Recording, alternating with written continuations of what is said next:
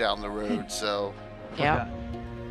we don't have a major like super crash during if we have 200 people watching a seminar in October. Harbortown is an all-new series from Miniature Building Authority, the leader in tabletop gaming scenery. Unique, flexible, and playable. Harbortown will take well, Anna's going to do. I'm planning mapping virtual a seminar. Con. Yeah, but on virtual GaryCon and talk about mapping virtual and Greyhawk stuff. Con in October. Yeah. And Anna's going to have a seminar on her own campaign. So Yeah, and I want to show the map. we want to show the map. So yeah, Leonard, lots of cool stuff going on, man. Yeah. Lots So of cool. how you doing, Leonard? Doing okay, Leonard? Are you doing okay? It's good to hear. It's not too hot out there in the desert. I hope. Okay. Well, they give you this steroid which keeps you awake at night and you're supposed to get you sleep. It's like a contradictory. It's like you shoot yourself in the foot and you hope you can stay alive. Yeah. Tomorrow, Casey, there's a drawing tomorrow. I What? guarantee it. What are Hopefully we you can giving hear me. away? I'm not sure what he has in store next here. So, What's that? what's next in the drawing tomorrow? Oh, For it's the- Reaper Miniatures. Ah. 2 blisters from Reaper Miniatures. One drawing for sponsors, one for general signups. Okay. Because they rock. Reaper rock and rolls.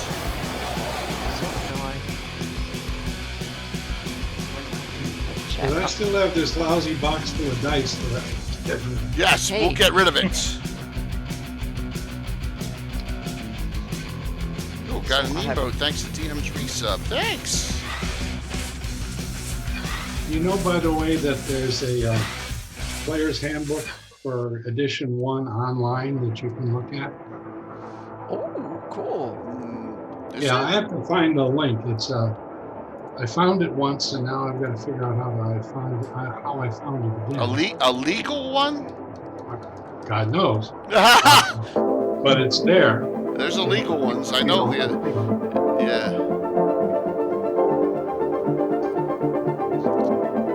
There's also an interesting thing on medieval professions that it has a bunch of links within it. It tells you what all of these really obscure titles are. As to you're a link boy, what does that mean? It goes through all of that crap. So that's another one I have to figure out the link to.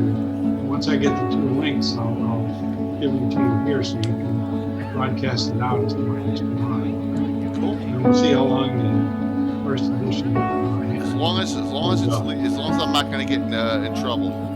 Yeah. You always got to be careful because if it's. Well, yeah, no, you do have to be careful. Yeah, there's a couple sites like the Trove and all you don't want to go to Yeah. because you don't want to. Yep.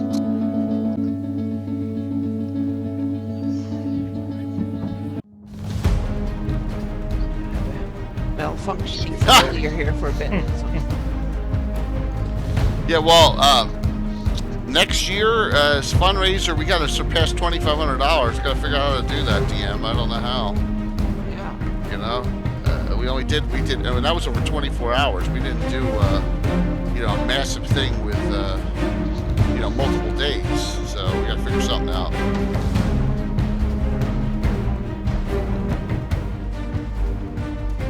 You never know. Whew.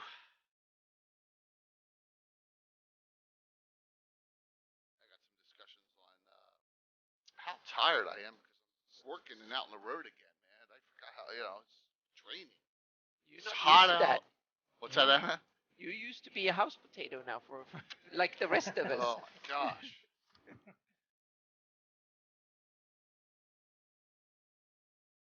Stressing to be out there in the world all of a sudden. I came home from work today and I was like, man, my legs and arms feel sore. I didn't do anything but sit behind a desk all day. Yep. It was nuts. Whoops. Look at that. It's all messed up. Fresh. There we go. There you go. There we go. Virtual Greyhawk Con.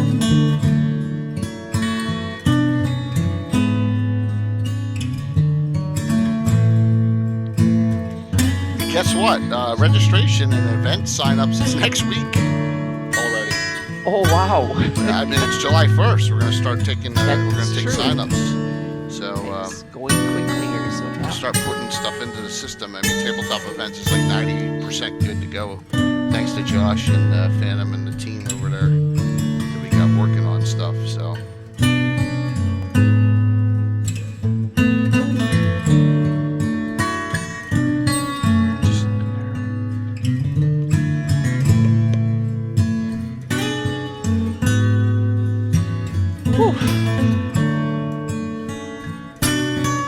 I did as much digging as I could on this topic tonight. So, oh, here comes Blue Box in.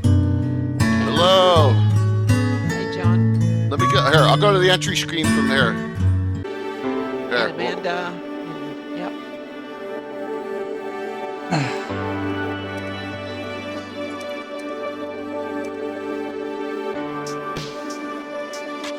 Whole raiding party. Yep. Awesome. Welcome. Thank you. Bunch of awesome people coming in. Getting some crew on as we speak. Good evening, everyone. Got Leonard here too, so we got Mike and Anna and Leonard on. So we're gonna get another Leonard Lakofka treat tonight. Talking about fantastic locations. I want to point out the map on the left is the one Thala did for Lona Car, Mike. Lona Car is where Cord went, right? Is that Braggy's? It looks like a Braggy map. Yeah, I think it's the Braggy's Adventure Atlas. Oh, is it? Okay. He said he Kind of edited awesome. it. Oh, okay, yeah. Oh, There's, yeah. I heard rumors about a new version coming out. Yeah, and I'm so really I got a hold of it, and I asked him if I could use it tonight to discuss it, because I don't know anything about it. I was like, wow, a nice, an area with fertile in the Sea of Dust? What? Yeah, I've heard of it, but Okay. it'll be Yep. interesting. That's so cool. Yeah.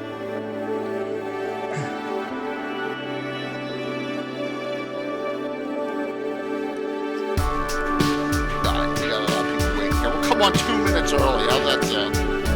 That's what we do, like a minute early. Good evening, everyone. Hello. I'm Jake Gazumba. I have Greyhawk Mike Bridges with me, the wonderful Anna Meyer with me, and the Hey. legend himself, Leonard Lakofka, with me tonight to discuss fantastic locations in Greyhawk. Yep. This should be a very. I'll pop up some. We'll get some of the things that just happened into. And thank you so much, John and Blue Box, for the raid. And I'm glad you had a really cool show on tech. And it's just like the topic on that show was spot on. No matter how prepared you are, there's always something that'll go a little crazy or a little off. And I know firsthand, from kicking out a cord to knocking a computer over in its entirety to putting the display port connector into the wrong connection on your computer can make all the difference in the world. It's insane.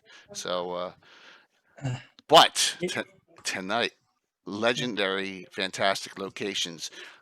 This discussion came from, we never finished Jim Ward's book, Oh man. right? And then we didn't get to the back end of it. So, and this gave me the idea for this. So under page 89 on Geography of Earth, they have all these great locations, but then there's all these other great ones we could talk about too that are fantastic.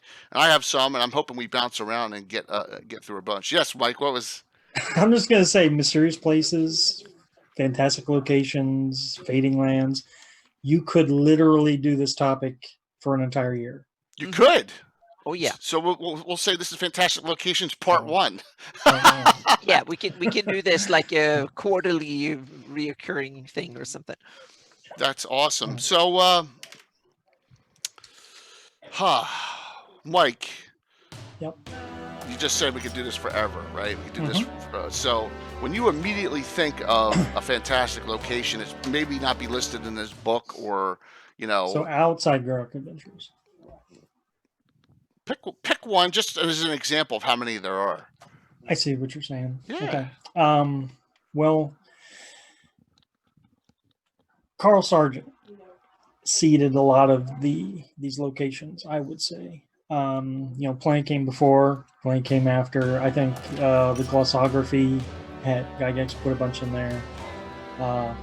Jim Ward put a bunch in Direct Adventures. Carl Sargent from the Ashes. There's tons of these places, like Caves of Deadly Shadows. I could just rattle off a bunch of them. The Choking City, The yeah, Doom Grinder. Doom Grinder. I couldn't help Exactly. myself. Some good, some bad. Oh, the story's great in the From the Ashes. It's a great. They build it up. Yeah, It sounds like absolutely. something cool. And So even the illustration was cool yeah, of this, stone windmill. Why not? it was just an awesome story. So Leonard, what about you for the fantastic location in Greyhawk? Just what comes up to your mind right off the bat? The what's that big? The Rift Canyon, I think it's called. Oh yes. So Yep. I'm ready for that. I'm Well, ready for that. When I played the Rift Canyon, I put a cloud over the whole damn thing. Like that? Hey, The Rift Canyon? From one end all the way to the other. That So is a you cool- didn't know what you were getting into. Of course, we Yep. That is a really cool. So cool they way of didn't. doing it. They had no idea of location. They had no idea of depth because you had fog covering the whole, or just. Correct. That's pretty cool. Where did you start them? Do you remember? Did you start them at Rift Crag or? I don't. I think I was down on the eastern end of it, Okay. but I was the originator protecting what was under it. Ah. Didn't know that. Yeah. Why don't you elaborate a little bit about that? Yeah. Yes. Now we want to hear all Yeah, the please secrets. elaborate Yeah. on that story. It's years and years ago, and I don't know if I have it on paper anywhere. I would feel more comfortable seeing if I can find it again. Yeah. Some hints. Yeah. How? So, all right. So the protector of what's beneath. Yes. Yes, it was down about 35 to 40 feet from the rim all the way around. And it had a poison quality to it. Huh. So if you were a low-level creature and you decided to go down there, you were in deep shit. Interesting. Mhm. Almost like a do not Not pass enter, go yeah. sign. That's all, yeah. Well, I got a big question for you at show's end. If you could stick around, if you can't, I'll get you on Discord. It's I'm 5:25. yes. Okay, that's your, 5:25 my time. all right. So you got 21 minutes. Awesome. Perfect. Yes. Beautiful. Beautiful. All right, well, Leonard, since you got 21 minutes, that's a great one. It's so Herculean. It's so large.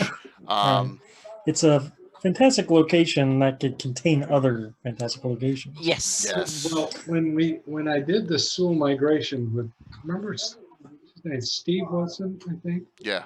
Yeah. And we did the Sewell migrations, and the Sewell migrations involved 9 tribes or 7 tribes of Sewell. And some of the Sewell tribes beat ass out of there before the Reign of Colorless Fire and the other thing. Invoked devastation. And they had a bunch of genies under their control, under items that were called binders. And each of these families had one of these binders. And then it was the guessing game of, well, how do I get all these binders together and really become powerful beyond your wildest dream? It's like the rod of 7 or 9 or 45,000 coins. Yeah. It's kind of that scenario. But I have to, that's another thing I have to find is where I did that. Okay. But Steve did a lot of that work and put years to this and years to that and the other thing. And then I came in behind him and did the Sewell migration overlaying in his system. So I had this binder thing going on for something I was planning to do, but never did it in a campaign. So I don't know if it plays or if it doesn't play. But you've got a major genie under your control, not just one of the little I've got 3 little wishes, hope for the best. More powerful than that. And then there was a supreme genie, and if you had all the binders, you got control of him too. But that's what I remember of it. Well, if you can And locate it was that, fun designing at the time, but I don't know where and if I have it. if you can locate that, Leonard, that would be a great topic for discussion during Gabin 100 on July July 12th, when we're just BSing about Greyhawk for like 4+ hours, right? So that would be a great discussion point that night, man. If you can locate that, that would be awesome. Because we're just going to talk about random Greyhawk topics the whole night, and whatever the audience wants to talk about that night. So, what I was doing was I bought a children's book on medieval professions, but it had a lot of interesting things like this is the title of a profession and this is what that profession was, and I had little post-it notes all over the damn thing. And then I had another couple of books. One was on medieval temples or churches, and I had one that was on medieval castles.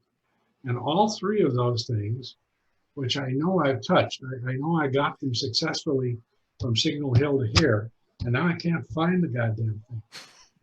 Of course, it's always where you look last, but that's another truism. Any cool stuff like that, I would be gold to discuss that night, man. So if you can find them down the road, that's 2.5 weeks, man. That would be great. That would be great because if you hop off and then can come back, I know, because we're gonna be going from like 7:30 to like 11:30 Eastern time that night, just because I know what's gonna happen. Everyone's gonna ask questions, and we're just gonna ramble off all night long with just chat. So that'd be pretty awesome. But that was a good one to start, Leonard, was the Rift Canyon. Definitely a great one. So Anna, go ahead. I was going to say the Rift Canyon is the obvious one. Anyone who's seen the Darlene map or any map of Greyhawk worth the salt, then the Rift Canyon is the kind of the most obvious that stands out as a fantastic location. I want to kind of talk about, or at least point my finger towards some of the locations that are never mentioned because they're not really magical or written about in the books, but they come more due to geography. Some of them have cool names, 2 of them, and those are the most impressive mountain passes in the Flanaess. And the most kind of talked about is the hang on a second, I have to zoom in here because the road, it's Wyvern's Tail Pass that is between Ket and the Perlenland, and there is an awesome between Molvar and Crestibol that's one of these kind of fantastic location. I would love to have a campaign where they have to get over it, and it will be like a 10-session journey over just snow getting across. Yeah, exactly. Just getting across would be like a 10-session, doing all the preparations. So you, unless you have to do it in the summer months, but if you do it in the winter months or something, it could be a really tough one to get over, surviving the elements, don't get lost, fight the monsters that are hungry up there, etc., etc., etc. Are there legends about it? There's some legends a little bit about the Dragon's Tail Pass. Not that many. There are some cool locations like the Don Kragan Keep, and the Dwarven Blackhammer clan resides in a Blackhammer Vale that is a kind of a valley that goes in halfway across. And it's probably about 150 miles or so across, so it's not easily done in a heartbeat, so to speak. And it's up zigzag really high up, and I bet you probably need to go up to 20,000 feet or something like that to pass it up. Yeah, so it's really high. Pencil and paper out for 1 second. Okay. Yep. Please. Okay, see if you can get to this place. Arcana, ARCANA dot wiki, WIKIDOT.com. And you should get a list called Arcana Wiki, and it has a list of medieval European professions. Oh, okay. cool. Cool. Yeah. So one of you try that. See if that works. I don't want to try it while I'm streaming. No, not while we're streaming. No, do it on your phone. Yeah. Do it on your iPhone or Yeah. whatever it is you got. There we go. So what's the source material for Kalmar Pass? Need to look this up. Oh, Kalmar Pass is That's a great question. that's the Because- pass north of so as everyone knows, Spine Castle between Ratik and the Bone March. Oh, so that's big. That's a big Gary Hoolian thing then. Up Yeah. in that So area. hang on a second. I'm going to give it. And plus, Glenn, you did some Ratik too, so you may know about Yeah. about Kalmar Pass as well. Yeah. Maybe not. Oh, But it depends it's- where on. I visited Ratik. Oh God, 10 years ago, 11 years ago. It's mentioned in the. Oh, sorry, Leonard. Yeah. Yeah, and then I did the new thing where I did added that town that you drew me a map of, and that had the, Leakil. Yeah. yeah, Leakil. okay. And then the adventure that goes along with that was intended for the convention that they ran in North Carolina, but they had to cancel it this year Yeah, CAFCON. because everybody got too weary and then everybody was in lockdown and all that other crap. So they discontinued it. But I would send them stuff every year as a scenario to play, and Lars Clark would run it. And my contact there was Chris Lahr. I don't know if you know either of those two people. Chris I've heard the name. on Facebook. Yeah, absolutely. Yeah. What's cool though, Len, our other people's loss is kind of our gain. That's why we're doing this virtual Greyhawk Con the first weekend of October, because Ravages of the mind. yeah, ravages the mind. Absolutely. We have an opportunity to do this because a lot of the cons are being canceled. So through Carlos, as a little update on that too, I reached out to the gentleman from Grog Talk to try and get them to participate in virtual Greyhawk Con, and we're going to see what's going to happen with that too. So, trying to get some more people involved. Like I said, if you are online and want to be involved in that, please. There's our Discord, and that link should work. I should have a permanent link up finally. So, all right, Leonard, think of another location that you like, man. It's like fantastic. I know what you're going to say. Do I? Do you? I do. You do. Yeah. How about Lender Isle itself? Well, The whole island? that got passed on to me. I finally figured out why Darlene moved Laurel Tarma. Okay. Well, on the hand-drawn map, Laurel Tarma is hanging off the very, very edge of the map. So she said, well, I can't leave it here, so I'll move it. And she said, well, see that takes the campaign and it has anal intercourse with it. Because now you've been I going missed that. there. Did I miss that comment? I don't want. I missed that It was in comment. the northeast corner, and she moved it in the southwest, thinking, well, see, now it fits. Oh, so you're saying your hand? We named it to add to the fun. So it was one of those things that pissed me off about Darlene. So wait a minute. So it was on the edge of your map that you drew. Correct. The Okay. hand-drawn map by Gary Gygax. By And Gary? there's a copy of it. Where? If you Who look at has the that map hand-drawn now? copy, it's, Who has that map? The hand Me. drawn. You have it. well, I don't have the original. Oh. Oh, Obviously, he has the original, but I, Oh man. yeah. Because we've seen a lot of your original works, and I would have loved to see that original map. And I bet you Anna would have loved to see that.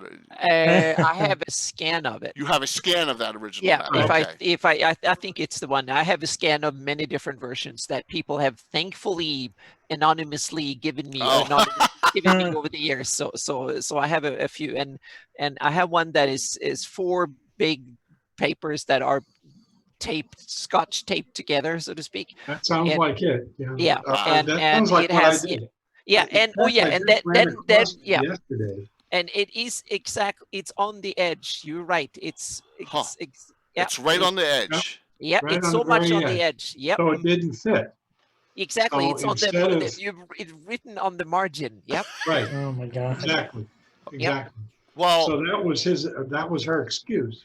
So she just moved it in. I was at Gygax's home and Yeah. he showed me Darlene's map and he says, there's a lot of things here that I was unhappy with. Like she would take a port and center it in a hexagon because she enjoyed centering things in hexagons. He said, but I've got contracts with Sears and Montgomery Wards and other people, where it was that period of time was actually in the goddamn Sears catalog. And there was no way in God's green earth that he could wait for her to draw a new map under his direction. He was stuck. He had to go to press. So he had to go, okay, but he wasn't a happy camper. Yeah. See. So maybe I should look more carefully at this one and then redo my version so we get the correct version. One of the things I remember, she did a short story in the Dragon, and it lasted maybe 3 sessions, and it was love conquers all, that kind of stuff. And she did a picture of somebody firing a bow like this, looking straight out, so they're not looking where the hell they're firing. Well, and like Robin Hood. We looked at that and we all went, what the fuck are you doing? Because her mind was in the clouds, and that's fine, but well, it was probably a good looking picture, and they can say it's a magical bow or something like that. I don't know. Oh, thanks, Seeker. Yeah, please link that. Here's a link to the Inspired Tales map. Thank you so very much for linking that, man. Thank you. Nice. Lochnar, Last City of Soul. That is okay. We're discussing this tonight. We're discussing that. Thank you so very much, Seeker. I'm sorry you don't feel good, but thank you for linking that. And that's awesome. Well, Len, I was going to say that, Lender Isle's a fantastic location because, really it was your campaign placed, wherever it was on the map. And just think about that. That's awesome, And then you can't ask for much more than that. So think about it. So you have your campaign on the map. Arneson's got his kind of campaign on the map. And so can someone please explain this to me? Because am I an idiot or not? I probably am. No, okay, I have to ask you guys. Never admit it. See, Leonard, I appreciate that. What the hell on this map? What the hell is the Egg of Coot? Will someone please tell me what it is? That's the thing. No one really knows what it is. It's on this map. It's on this Land of Black Ice map. Egg of Coot is one of these weird locations. It's a location where you have weird kind of clocky monsters that are mechanical or complete weirdy. I think this is my private theory. I'm not sure if I have any real kind of reason to say this, but I think it's where these Mordrons and these weird monsters that are on the lawful neutral plan of Mechanus or whatever it's called in a lot of D&D editions. I think it's a portal to that plane where these kind of mechanical clocky things and stuff like that. That was one of my ideas to have it, but it's one of these weird things with it's like the Barriers Keep where you have the lost spaceship and stuff. It's another one of these kind of completely weirdo places. That's why I use a very weird font. Haven't you ever had your player characters run into Doctor Who? No. That turns out to be fun. Okay. I love Doctor Who. That. I mean, I love John Pertwee and pre-Tom Baker stuff. Even love it. I think Tom Baker was the quintessential Doctor Who for a long time. 7 years. I think he went for like 7 or 8 years, didn't he? Wow. Yeah, until 1980. But the quote special effects unquote were just so wretchedly awful. Yeah. It was terrible beyond terrible. Well, I remember an article, and I got to find it, where they talk about this guy who had a year-long campaign. It was in a magazine, a science magazine called Discover. I saved the article. It was from like 1981, where Darth Vader came through a portal and had the key to time, which is a Doctor Who thing, right? The key to time. Yeah. And the D&D group was fighting Darth Vader and had the Master from Doctor Who in it too. It's like, what the? And I was like, wow, that's some crazy stuff, even for 1981. And I was like a kid, I was barely in high school. And I was like, this is crazy. I mean, I wouldn't do this, but that's cool. The last Doctor had a lot to be desired. They had 2 doctors prior to that were very good. Oh yeah, well the I one don't guy. remember their real names. Oh, the one guy was only on for 1 year, and then the other guy was in the Harry Potter movie. The one, oh God, what's his name? He's all over. Well, that's the one who killed Doctor Who. Oh, there was You one could never after him. understand you couldn't understand what the man was saying. And they David made Tennant. Yeah, then they came made Matt him- Smith. Yeah, they made him Radagast, and you couldn't understand what he was saying Yeah, then yep. either. yeah.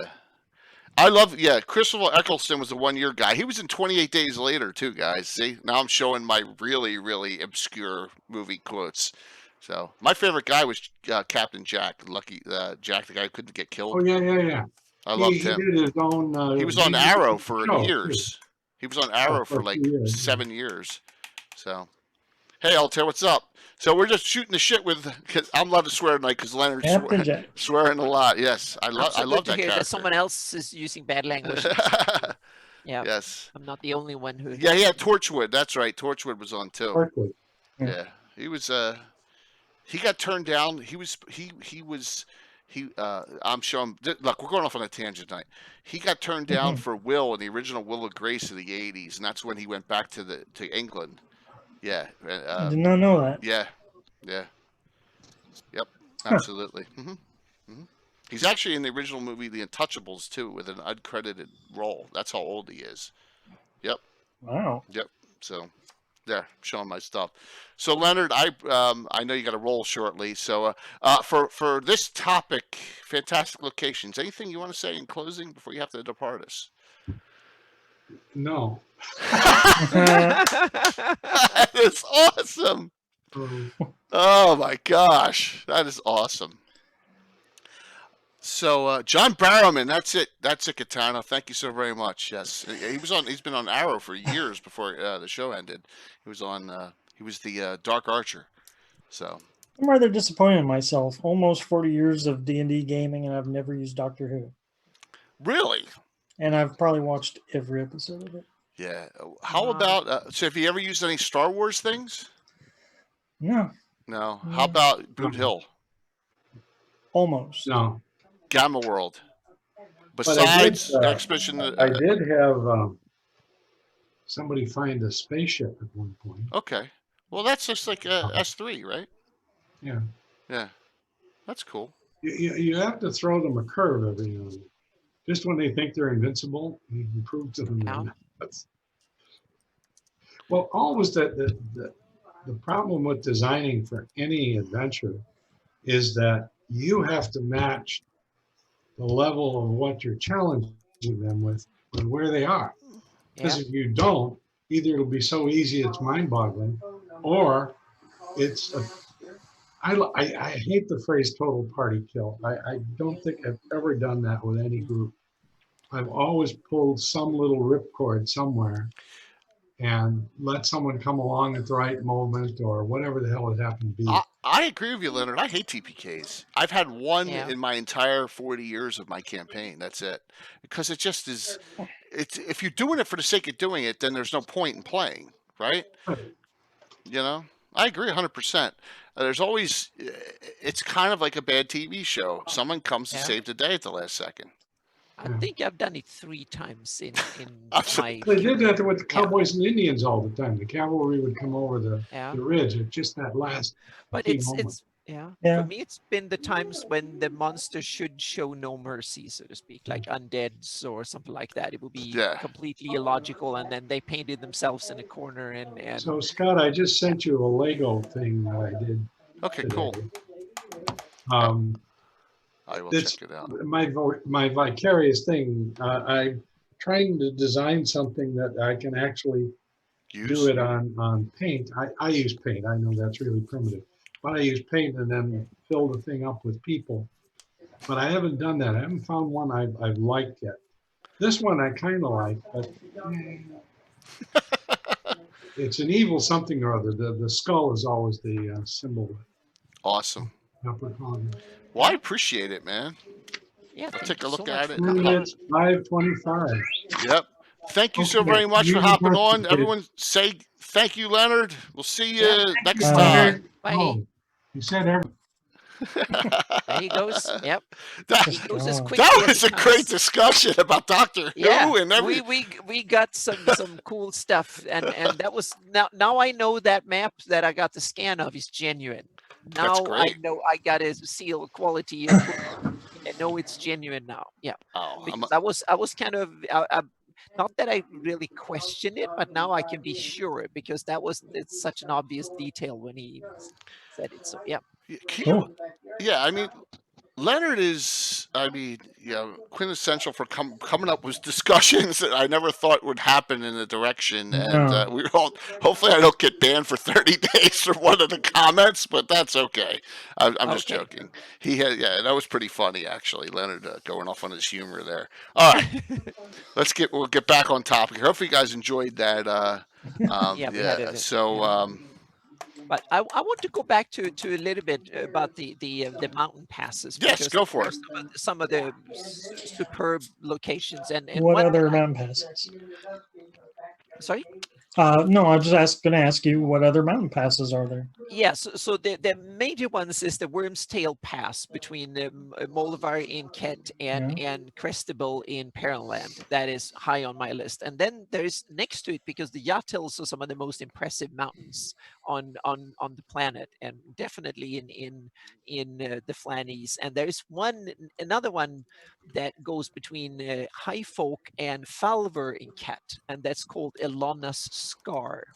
That one is kind of, it's only mentioned as a mountain pass. It doesn't have any legends or anything really, but I've depicted it on my map as a really steep canyon between some of it's like in the Himalayas, and you have one that is a few thousand feet wide and it's miles deep, so to speak, because the mountains are so tall. So you go up, but you go into, it's like the Rift Canyon, but you don't start from the top. You start from the bottom and you walk into it, so to speak.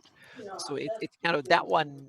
And you have the Mount Grast and Mount Soikanth are just next door, so to speak. They are so it's the bottom of, so it's one of these awesome. If you want to visit the lost caverns of the Soikanth, the Ilonna Scar is an obvious way to get there. Or get close. So it's one of these, and it's mentioned, I think, in conjunction with it, and so it's very, and Igvil's Horn is another one. So if you want up to these kind of really tall mountains and some of the kind of really fantastic, memorable locations in the Yahtils, Ilonna Scar is really cool, and High Folk is next door. So yeah. I remember Chokanth and the Prelude getting there. You could spend forever just traveling there in the adventure. They just didn't have you, like a lot of the adventures back in the day. You just would start at the beginning of the adventure. This one you had to actually travel to, and that was difficult in itself, if I recall. There's all sorts of crazy things out there that you could come across. So just getting there, you have to pass 60, 80 miles of the really tough mountain pass, and then you have to get up on the mountain to get to the lost caverns of Soikanth. And those are, and then you have Igvil's Horn, and north of Igvil's Horn you have the Obsidian Citadel. So the Yahtils is smacked full of awesome locations to get to that are difficult geographically, almost impossible to get to. So there's obvious adventure potential. Amanda, thank you for the compliment. I got to throw this out there too. All right, so weird things happened in the last couple of days. And Amanda, I really appreciate that compliment. Amanda's husband, Carlos Lysing, did something I never thought I'd hear. And Anna was on during this discussion Sunday night. Carlos agreed to play in a game. What? Yeah. Carlos is going to play in a game during Greyhawk Con. Yep. He's going to play with the ever mysterious Tim DMing. It's going to play in Tim's game. It's going to be all barbarians. I can see that. Yes. All barbarians. Going to be awesome. And that's Will. I don't know if Will's still on, but Tim wants Will to play in it too. So. I've done all rogues, all bards, not all barbarians. Yeah. So maybe all barbarians and one barbarian cleric from the Dragon magazine. Yeah, we can have like a shaman or. Yes, good. I'm glad to hear he's super psyched about that. Yes.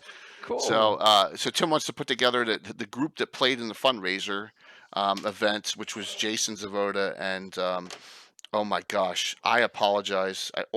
My brain just fries here. Let me just shit. I hate when I forget names, and I apologize. Matt Lozinski, who played in that game, and Will, and that's 4, and they're going to look for a 5th. So yeah, be an awesome thing. Sorry to go off on that tangent. All right, that's cool. I just was like, it came to me when Amanda said something. I was like, oh my gosh! But I'm glad to hear you psyched about that. Now I'm getting back to mountain passes again, because there's one, if you want to have it, the Worm's Tale and the Elona Scar for more like high level adventuring, when you have characters that are stoic and can handle almost anything you throw at them. But there is a really cool mountain pass not far from there where you can use for lower level and mid-level adventures that is not that difficult, because it's like a trade route, and it's the one that goes from High Folk to the Perilland, the Kishane Pass. That is that is actually a good road, so to speak. But one of the coolest features with the mountain path like that is that it's perfect if the characters are chasing someone or they're being chased, especially if they're being chased, because there's no way around it. You can treat it as a dungeon, meaning there's not much room to maneuver, so to speak. So you can have little hide and seek, you can force them to climb to find a cave. So it's a bit, you can run it very, very much like an indoor chase, but over miles instead of feet. And that could be kind of really cool, because there is not much room to maneuver. You have to follow the road, or in like the Kishane Pass, you have the river and the road, and that's it. And there's some cool locations on the way, so you can have some town adventures and stuff like that. So, and it's fairly civilized, so that one is not full of chock full of weird monsters and so on. So you can you get a little bit of the wilderness and the good views and the potential for some awesome things sitting up on the mountaintops, but and some change of scenery, so to speak, without overwhelming a low-level party or mid-level party. Mountain passes are cool, and they're tough to do on my style of play. I mean, I could do a certain amount, like you think about it, Mike. It's tough because elevation's hard to do without figures falling all over the place. That's true. Yeah. But I've done some with like locations within the mountain pass area. Yeah, you can get like the iconic locations and then kind of like the waypoints story. Yeah. I'm having some bad memories of playing Warhammer 40K with terrain, and if you could see just a shred of that figure, you could target it. Oh. And I'm thinking, come on, this is just representational. The Yatils are chock full of interesting locations. If you're into dwarven adventures, that is the Kund clan that is up. And now we're talking the northern end of the Perilland up in the Yatils, and they have a tunnel that is dug 50 miles or so through the mountain. Yeah, through the mountain. So they are running a trade route from Tusmit to Perilland, that from Exag. And so west of Exag, you take about 40 miles west of Exag, you go into the Dunover clan, and then you go into the mountain, and then you go under the mountain, and you come out on the Kund outpost on the western side, where you can trade with the Tusmits and the Baklunish. So that's another interesting kind of cool location where you can have a trade adventure. You can be dwarven flavored. It can be big dwarven underground towns and keeps and cool things like that. You can maybe a delicious salt. I don't know of anyone who's ever run anything up there like that. Yeah, Exag, I think there are some things being set up there. At least it's mentioned in Dragon and stuff like that. Yeah, I meant as a campaign setting. I don't know of anyone who I know personally that's ever run anything up in that. Yeah. So it's a free city of Exag. So it's a free city that is west of Perilland up there. So it's a cool place. It's a free city. Yeah, it's a free city. It's not, and I think this is my guess. This is not built on data, so to speak. I think it was simply because they were probably never conquered by the Great Kingdom, so they would that's why they're probably not part of. That's how I would interpret it in my campaign. That they were outside of weren't conquered by the Great Kingdom, so they stayed independent. And then when Pearland was formed from the leftovers when the Great Kingdom fell apart, or when they abandoned it, so to speak, then they became independent up there. So yeah. And they're probably rich by selling and having dealings with the dwarves. Yeah. Okay, well that's a But now I've gone on with the that's great. A bunch of them. Yeah, there's a bunch of other.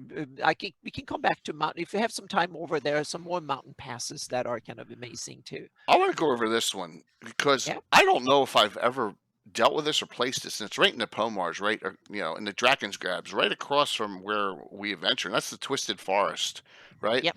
So that's on page 95 of this book, and it's basically. There's no trees. It's not a forest of trees. It's a forest of stone. And for some reason, certain creatures just get turned into stone there without anything happening to them. And it tells you, of course, there's always notes to the Dungeon Master as to why. But I found it pretty interesting as a location. Do you have that on your map, Anna? Yes, it's there. We saw it when we did a reversion of your map. It's there. It's a large site, and it's actually northeast of Strandkeep Castle, up in the hills. Right, let me see How big is it?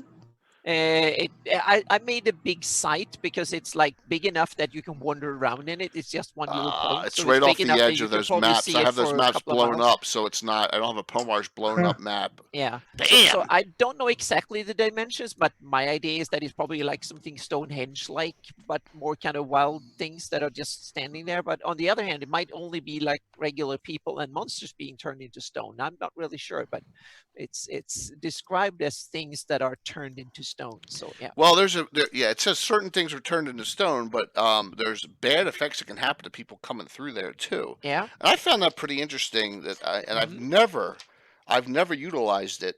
So at least I have it placed. So it's not too far into the Pomars, which is good. No, it's on the first like 20 miles of hills when you come from the lowlands around the Jewel River. Then you go east about 50, 60, 70 miles or something like that. I put in like 20 maps, and of course all these ones you're discussing I haven't popped in yet. Yeah, it's next to only a few miles away from your locations where you altered things for your Awesome.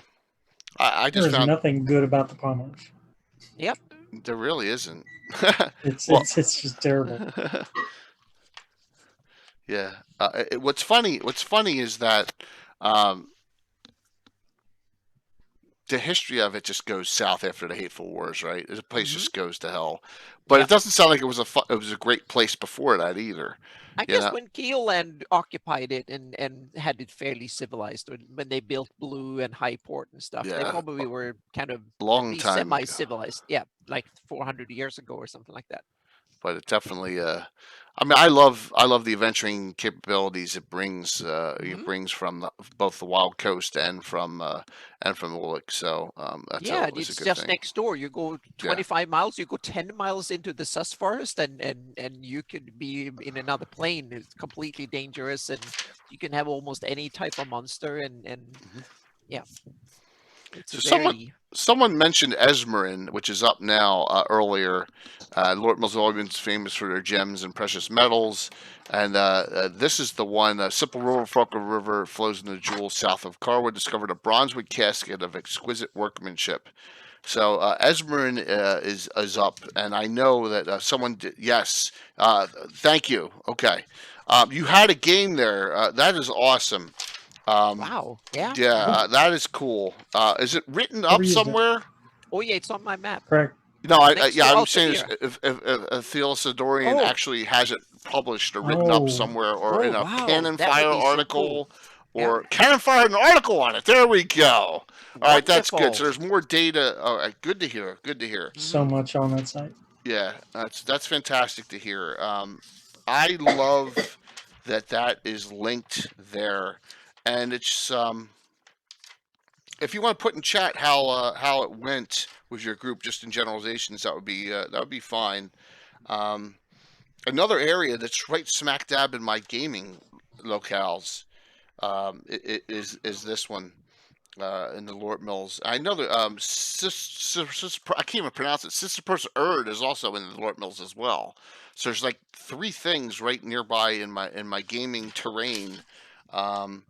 So okay, it's pretty cool. Yeah, that's the area. Now I remember. It's the area of the halflings and the stone giants. The Geysers of Death, another place I never really used. Yeah, Geysers of Death. One of the PCs was his illegitimate daughters. That sounds like something I would do, man. Always doing inner relationships and things like that. So let me get back to this Sisyphus Erd as well. There it is, the Geysers of Death. Oh, wow. So it says, last of the Euros and Jubli tribes were driven forth from the Lort Mills. That's during the Hateful Wars. One particularly large horde made the ill-advised attempt to reach the Yattils. Oh, it's the Yattils by crossing the gap from the Larges. Okay, so it's not there. It's in the Yattils. I didn't read it far enough. So that's cool. Numerous hot springs in the northern barrier peaks and in the Yattils. They're widely known and generally appreciated by the Kettites. Well, that is so. There's like there's geysers, there's like Yellowstone. Yep. In this area, it's just south of the southern edge of the Bramblewood Forest. There's Gary. It's oh, you missed Leonard. Gary Leonard was on for the first 25 minutes. Mm-hmm. So he didn't remember who he was. Convincing him to leave and convincing the people to leave was the challenge of the adventure. That sounds pretty cool. Yeah. Yeah, absolutely. So I love the little articles in this book as synopses. Yeah, it was a lens strike. He was on 15 minutes before we started tonight, which was pretty cool. And he had his moments tonight, Gary. He really did. It was pretty entertaining. We're talking a lot about Doctor Who too, so it was pretty interesting. But cool. Mike, pick something, man. Pick something you'll want to discuss. Well, I was trying to think of something that I've actually used. Yep. Because I know a lot of lore, but how much of it have I actually put into practice? And that's very little. I've used from Greyhawk Adventures. I used the Jungle of Lost ships. Oh. I think more than once. Yeah. But one of them was recently in my Sea Princess campaign. Okay, can you explain this? Because I have seen this used. It's near Sasserine, isn't it? Southwest. The Jungle Lost ships. Yes. No, I thought it was over on the east side. It's on the east side. That's of the where I map. put it. So is that the sink? I don't think it has a location. Okay. Well, I haven't put it on the map. Oljat Sea. Okay. All right. So Gary would know. All right, so the Jungle Lost Ships. Is that the one where the land comes up and they're stuck? No, that's Turricanby. That's Turricanby. That's okay. I got it backwards. That's the one in Greyhawk Adventures. Jungle Lost Ship is in the glossography from the box set. Okay. Hey. So I always get the two confused. Okay. All right. Yeah. So I'm thinking of Turricanby because I know Turricanby though is in the Old Jet also. I think. Okay. I could be wrong. It could be. This is where we all learn together. So, Gary, where's Turricanby? Oljat Sea. Yes, it is. The Turricanby reefs are among the most complex known. Because my friend Dungeon Meister had part of his campaign just recently with his. It's called the Heirs of Greyhawk. It's like after Ayuz has been defeated and it's the next generation of kids of their characters. They got stuck in it, and he did some brilliant artwork on it. And I was like, "Oh my gosh, this is really cool looking." And because they were doing the Isle of Dread actually, so just pretty neat. So, tell us about what you did in that area, Mike. So, Jungle Lost Ships, wherever you place it, I think it's really up to each individual DM. But the point of this is, they were looking for the lost treasure fleet of the Sea Princes, which is detailed in the box set. Okay. Being that I was running a Sea Princess campaign, this was obviously a big high-level payoff, to find this thing in the middle of a morass, a Sargasso. That's what it was. And I can't remember all the details of what's in it, but it was kind of like going through a maze of vegetation on the map that I had made. And then, getting in there was bad enough, and then getting out was tricky. And treasure and whatnot. And it was like a race against time. Kind of interesting. And there's different things that are already trapped in there that you can discover. So, Sometimes you get this. Did your characters want to leave? They want to get the hell out of there, or they want to explore it and look for more? They wanted to get out. They yeah, did. but, Okay. You know what? I pretty much just gave them 4 directions they could go in, and then, you know, they knew if they stayed there too long, they were going to get stuck. It was a race against time, literally. Okay. So they just picked a direction. Whatever they hit on the way towards the center is what they got. That's how I did it. What's the size of it? I'm not really sure. Okay. It definitely would be, you know, within a hex. You know, it's not something you can see from space. No. Right, but still, is it 10 miles across? I mean, that's a huge amount in the sea. Yeah, that would be enough to get lost in. Sure. Man, because that's enough that it's tough to even have your sight lines outside of it at that point. Yeah. You know, interesting. Cool. That's cool. And that's right in the glossography. That's glossography. Yeah. Right. Okay, Which has cool. some great stuff in it. Definitely. All right, I got Gary on now, so let's do this now so that I don't mess this up. All right, so Gary, Sea of Dust. I got Thala's map, and I got a link to Lulnacar now. All right. So Lost City of the Soul, and this is by Nathan Ellis Irving, Nelseer at AOL.com, right? So I want to make sure you're on now. Let's utilize. Can someone give me a synopsis of what happens at Lulnacar in the Gourd books? Here's the map that Thala did that I asked for permission to place tonight. I'm going to try and blow it up just a little bit. There you go. And I have it on here as well. Let's just hop over and take it larger. What's that? No, I'm laughing because Gary, yeah, you're putting Gary on the spot. I'm going to put you on the spot, Gary. Because you probably know, yeah. So all right. So explain this. Explain Lulnacar. Explain how this is here. Yes, I mean it's in the Sea of Dust, right? This is not this is the western end of the Sea of Dust, according to this map. Drag Nellis's button here. Yeah, well, we'd love to do that because I just this obviously, as you can see, the waterfall flows into the Sea of Dust, right? This is coming. The Sulhut Mountains are to the north on this map, so this location is got to be alt. It's not official canon, I don't think. No. You know, but Lulnacar is mentioned in the books, isn't it?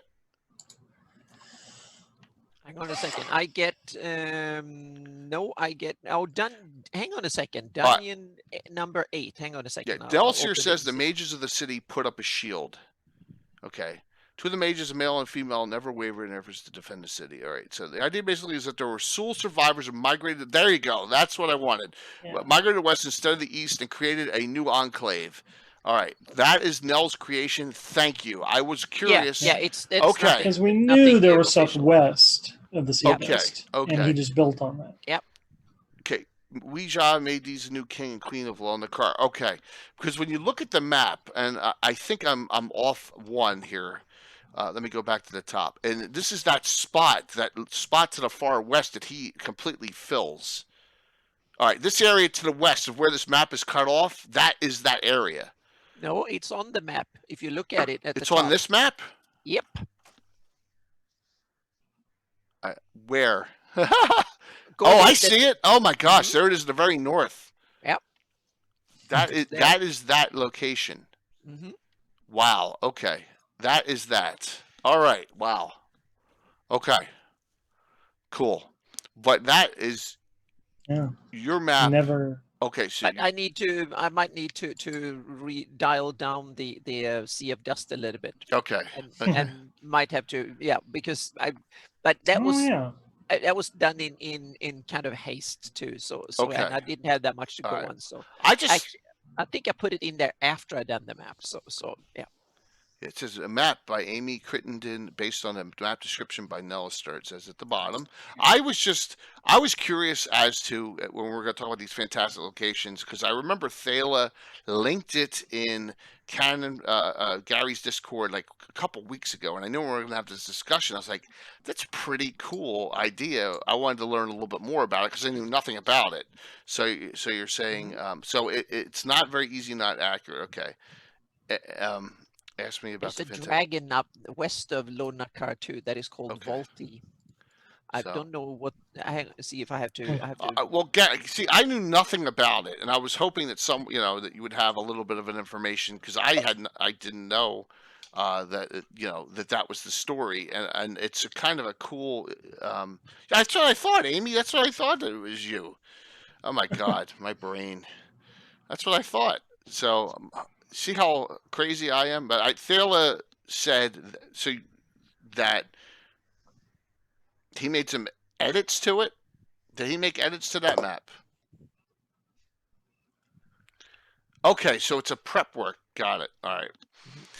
And there is a cool location west of Lonakar. That is the Volti's lair. Was a ghostly blue dragon that was bound to back in the day, was back there, and then he was slain by a worm called Volti, and he Okay. Yep. So it's kind of the old lair. The original owner of the lair was called Kerdortrok or something like that. Okay. Well, thank you. So for that, Amy, I just found it intriguing, and that's why I'm glad to see now we get all the background on where it all came from and where the inspiration came from, because I just found that it was something that really caught my eye in the discussion, and I'll say this: there's a lot that goes on in Gary's Discord. I mean, it's like I come on, there's 200 messages I missed, right? So it's seriously, it's kind of hard to keep track with it. But I remembered it a couple weeks ago that it was posted, and I wanted to get the background on it because I thought it was really cool for this discussion, because it makes sense, right? Mike the souls went west, so south. Yeah, I think it's a real great point, and thank you very much. Oh, I love it, absolutely, and that's why I wanted to bring it up tonight. All right, so Guy wants to go over Tovag Baragu, which we have not gone over yet, so let's do that. So, oh yes, yes, who here knows a lot about Tovag Baragu? It's in the Adventure Vecna Lives. Yes, it is, and in the Ravenloft Greyhawk or Vecna Reborn, I think. Yeah, it's mentioned in many other places too. Wasn't it there where IU's played some role in? That's Vecna Lives. Yeah. the navel of the earth, huh? 5 stone pillars, 40 feet high each. Wow. There's none of that rock within more than 200 miles away. It sounds like freaking Ancient Aliens, the TV show. How they move them. Yeah, the structured standing stones. So it should be treated as an artifact according to this. So it has some powers, obviously. Also, it's in the cup, and it says the cup and talisman of Alec Bar. It's in there as well. Or does it say if the campaign includes a cup and talisman of Alec Bar, a number of interactions might be set up between it and Tovag Baragu. Interesting. Oh, because of a holy site or something. Yeah. The most interesting thing, I think, from the Vecna perspective is that it has some time travel aspect to it. Ah. Yeah. Good question. Is time travel somewhere you want to go with, especially in the past, undoing stuff? Because look what they did to Star Trek. Yeah. They completely rewrote the timeline from the beginning, right? I think if you have a railroaded adventure, you can kind of do it, I think, but it needs to be kind of controlled. You can't let them go completely sandbox. And then you might have to fork your campaign, saying they will come back not to the same timeline they came back to, but a parallel timeline. Then so you can kind of, but then you're into the same water as they have in the the robot films, All right, so Terminator Doctor films. Who. Yeah, and Doctor Who and Terminator and stuff like that, when you can have alternate futures Just that use come the and bright go as sans you arc. change things. So yeah. So Asher says it was using the right sans arc in Living Greyhawk a few times. All right, so yeah, my issue with time travel is gosh. All right, Jay's like Leonard tangents tonight. Anyone see the movie back in like the late '90s, early 2000s, Witchblade, and then they did a TV series on it? So anyone out there watch that? No. No, I No? don't think I watched that. Okay, well then I won't discuss it. If someone says out there they watched it and they loved it, then I'll go over the discussion on time travel. Okay, so they did this they did this movie, and it was really cool. It was like Joan of Arc was part of it. Like this, it's a gauntlet, right? And like Joan of Arc's the same person through time, reincarnated. It was really cool. And then the movie was so successful, they did a TV show, and they did a whole season. And the first season, at the end of the first season, she undoes all the time that happened in the entire first season and the freaking movie. So none of the things that I was like, what the hell? So the movie that it was all based on didn't happen, which made no sense to me. It drove me crazy, and that's what time travel drives me nuts sometimes. Creative control. Yeah. Yeah, you exactly. have to kind of work out but they are, meaning you have time stop, meaning you have spells that affect time. So magic and gods and stuff can affect time. And you also have in Manual of the Planes and stuff, you can have time can flow at different speeds in different planes, and that also makes kind of versions of time travel possible. So you have a lot of these conundrums built into the rule system already. I always wanted to get Chronomancer. Well, that's back why in second edition, but Amy just said that is why Leonard does not like chronomancy. Yeah. Because time is just but then you have to decide how you tackle it. Do you have parallel realities? So if they affect something, it will be a forked version of the world, so to speak, or do you undo everything and it didn't happen? And so you kind of you probably have to make up your mind on that before you run something like that. Yeah. So I love time travel plots, but I just don't with a run bubble them in my games. Right, in a small bubble, in a situation, right, where it can't affect the entire campaign. It's kind of cool. Yeah, you well, know? you can make it so, meaning like time stop is, what is it, an 8th level, 9th level spell or something? Yeah, and it only affects a few rounds. So you can say that the magic level to affect more than a few minutes or a few hours will be so enormous that it will be impossible, so to speak. Yeah, I agree there, Amy. Having it just affect them in a positive or negative way may be the way to go there, and you can't do the main timeline. That's something taboo to me. I stayed away from in my game. Yeah, but it's certainly one of these things like guns or gunpowder and psionics or whatever. You have to kind of make up your mind if you want to allow it in your campaign or not, so to speak. That's a good point. What kind of So it's one of these contentious things that can wreak havoc, and you need to figure out if you want it or under what circumstances you want. Yeah, just like, do you want to cross over with with Gamma World or exactly. Meaning, do you want Wild West? Do you want high tech, or do you want things like that in your campaign? I think that's something you have to kind of make up your mind, both as a DM and also with the players. And time travel, I think, fit that bill too, because it can get very thorny and difficult. So if you allow it, you need to think about it. But a time stop spell is not that bad because it only affects that combat at that little. It's segments, so it's not that long. Exactly, it's very localized and also in both in time and space. So yeah. So here's it says that Tavag Baragu is a very large community of dervishes sworn to protect it from foreign meddlers. Human and centaur tribes of the dry steppes will generally have a similar, if less radical, outlook. Will do what they can to discourage adventurers from approaching the spot. Well, that's good to know. That it's not just easily accessible. So I've never used it in my campaign. Me neither. Me neither. I have never been out in the Bacloonish West or the Bacloonish East, however you see it, so to speak. Here's a link to a comic I did with some time travel. Ooh, okay, cool. It's a bit much reading, but No, but it's yeah. good. It's good for future bookmark so I love reading. to play with it. Yeah. Awesome. Play with time travel. But Thank Beautiful. So, play the artist, 1E Artificer. I don't even know what a 1E Artificer is. Is that Dragonlance? yeah, What's a one? Is it out of Article Blood? I really don't know about the Artificer in first edition. So, but if it's Dragonlance, like the Dragonlance Tinkers. So, all right, I'm gonna do one here that is actually not on my 576 map, but so I have to actually use my 598 map for it. I got some that we haven't just talked about here. The Defile Glades. All right, so yeah. I love this. I love the Defile Glades. 1985 1E sounds more like 3E. White Dwarf 68. That's why. wow. White Dwarf 68. Cool.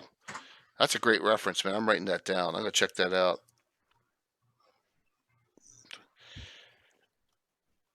Even after all this time, wife's. That's okay. No one can see you now because we have a big map up. So you snuck in and out. So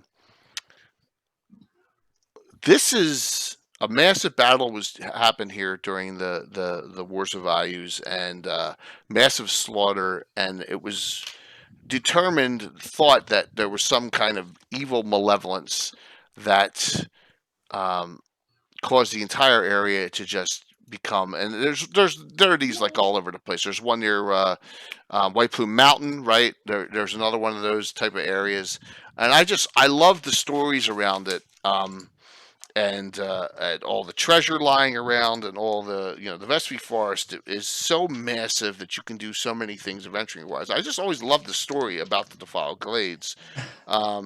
It's kind of biological warfare, isn't it? In a sense, like Ice is trying to make it uninhabitable for elves. Yeah. Well, I don't think it was intentional though. So it doesn't really say that. I think that it was an unintentional consequence of an evil malign, something. It says buried somewhere within the Badlands, the source of malign magics which drift and spark into life here is unknown. So I think it was unintentional, and I loved that, but I don't think that it was. Oh yeah, I don't think. Okay, yeah, a maybe master plan. Yeah, it. but it states here in the Marklands reference that the DM might design an artifact recoverable by mid to high level. I don't know why mid would be high level players to stash here. Well, yeah. It is out in the middle of the open. Yeah, so to say. So my I have a druid. The druid group has a little glade actually in the northern part of the Defiled Glades. And they are reclaiming it as little at a time. So they try and expand their glade even by a couple, tens of yards whenever they can. They have, a treant guarding it, and they have all these, they have a specialty druid of Rilthane Ralthil with healing tree spells and things. So they're trying to recover this area and grow, kind of like you got that patch of grass on your lawn, and you're like, oh, this is the good, the grass that eats the weeds. I got to expand it kind of the same way, So it's fun. They got some mist wolves that they raised from cubs. So I think I've only streamed that group one time. With 20 groups, you got to bounce around a little bit. But yeah, I think I streamed them once. So I love that area. Just wanted to bring that one up. There's a dungeon adventure set in the Defiled Glades. Really? And I'm trying to remember what it was. It had something to do with Ayus though, like in the title. Here comes a I'm sure someone will remember it. Can of Fire, the Dolmen of Artur, posted in 2011 by Mystic Whip. So that is the a part of the Defiled Glades. I have linked that one up too, guys. Thank you so very much for these great links. Thank you, Amy. But there's a colossal creature in the Defiled Glades. It's described in the Marklands, so let's see what we find there. Yeah. Every Earth Journal is yes. I detailed 2 new fantastic places. Good. Earth Journal 33. So that is it, Gary. That is awesome. So we'll see. Is it 1 article or 2 articles? So we both have articles in Earth Journal 33 coming out. So that's great. That is awesome.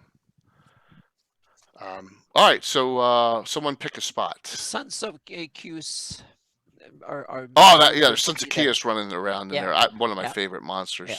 I have one location that I kind of just love, that I had some awesome adventuring we did in, and that is the Gibbering Gate. Used it. Yep. Excellent. Yep. Is that up near? Love it. Yeah. It's north of the Fell Reef Forest, out in the barren plains, Right. and I think it is. Now you have to correct me or in chat too if I'm wrong, but I think it's the most easternmost keep that IU's built in order to kind of defend, stake out his realm and conquer barren. So he built a fortification out there in nowhere, and I kind of added to that story by making it one of his top security prisons, where he locks away things that he and no one else wants to see ever again, so to speak. So he hid it out there. So I locked one of my friend's player characters in there. Oh, how did that go? Yeah. Well, he wasn't too happy. He had to organize not a jailbreak, like a riot, to get out. Mm-hmm. Yeah. Yeah, we had to organize the characters were going to break in to free someone, and to free. That was when they were looking for the. It was actually the leader of Shieldlands. They were looking for back in the Greyhawk Wars. So they were a band of brave top adventurers that they were like 12, 13, 15, 16th level. So this was tough. And it was an adventure where I kind of went backwards. They started with the end fight and the big boss at the beginning of the adventure. So I turned, they didn't realize it because they knew they were going there, and they supposed and to then find you used time travel and went back to the beginning. No, I didn't. But normally you kind of escalate the adventure slowly and steady, and you have a main boss monster at the end before you find the treasure, so to speak. I took the boss monster right away. That was the first thing they found. It just was all downhill. Yes, so exactly, it was downhill from there. But so I wanted to scare the bejesus out of these, so they kind of found the place and saw there was some major demons standing in front of it, and some really nasty orcs and stuff like that patrolling around. So they were like, should we go in and or out or whatever? So they were kind of, there's no way in hell we get in, and they wondered, how do we do this? And what they then they had one trick up the sleeve. Someone had given them the horn that was supposed to blow to kind of say if they wanted a diversion. What they didn't realize, that horn was magic. They knew it was magical, but so when they blew it, they didn't sound anything. So they were like, this doesn't seem to work. So they blew it and then threw it away, and it's like, okay, it didn't work. It was something with the air up here, or whatever. It was actually just magical. It didn't generate a sound, but it generated a sound that Arkail and a bunch of gold dragons and stuff could hear. So they were coming, and I simply said it that they will come 2 hours after they heard the call, so to speak. So I just sat down, and they were going around, and then when they started coming in, then Ayus got the message because he could hear the magic call too, so something was up. So he sent his stuff, and that was more or less something I realized that should be. So that was kind of my prep. And so then there was an abyssal shadow dragon coming in to check on the prison that came in, and he came and saw the characters first and attacked the characters, and then the demons saw it, and there was a huge fight outside. And then when the characters were like, we're going to die, we're going to end, then the gold dragon came in and kind of saved the day a little bit, and say, I'm going to create a diversion enough so you can get in the back door, so to speak. And that was the start of the adventure. And the prison was actually an extra dimensional inside, so it was like a cocoon. Yeah, so it was like a cocoon inside. So once you got in, there was only one way out. And the moat was full of undead, so that was the whole packed undead on the outside, so to speak. So there was only one way in and out. and that one was heavily guarded. But it was a fun adventure, and I've told a little bit about it here some earlier when one of the players were like, I have all these nasties locked up. I wonder what the guards look like here. And then they got really scared when they realized they will probably only one way out. So that was a lot of fun. We had a lot of fun. There was some 4 or 5 sessions in that one before we got out. Stolock in chat, you have brought up something about a location in the Southern Great Kingdom. I think you're referring to a Living Greyhawk journal. I don't know what number. I'm going to say like 2 maybe.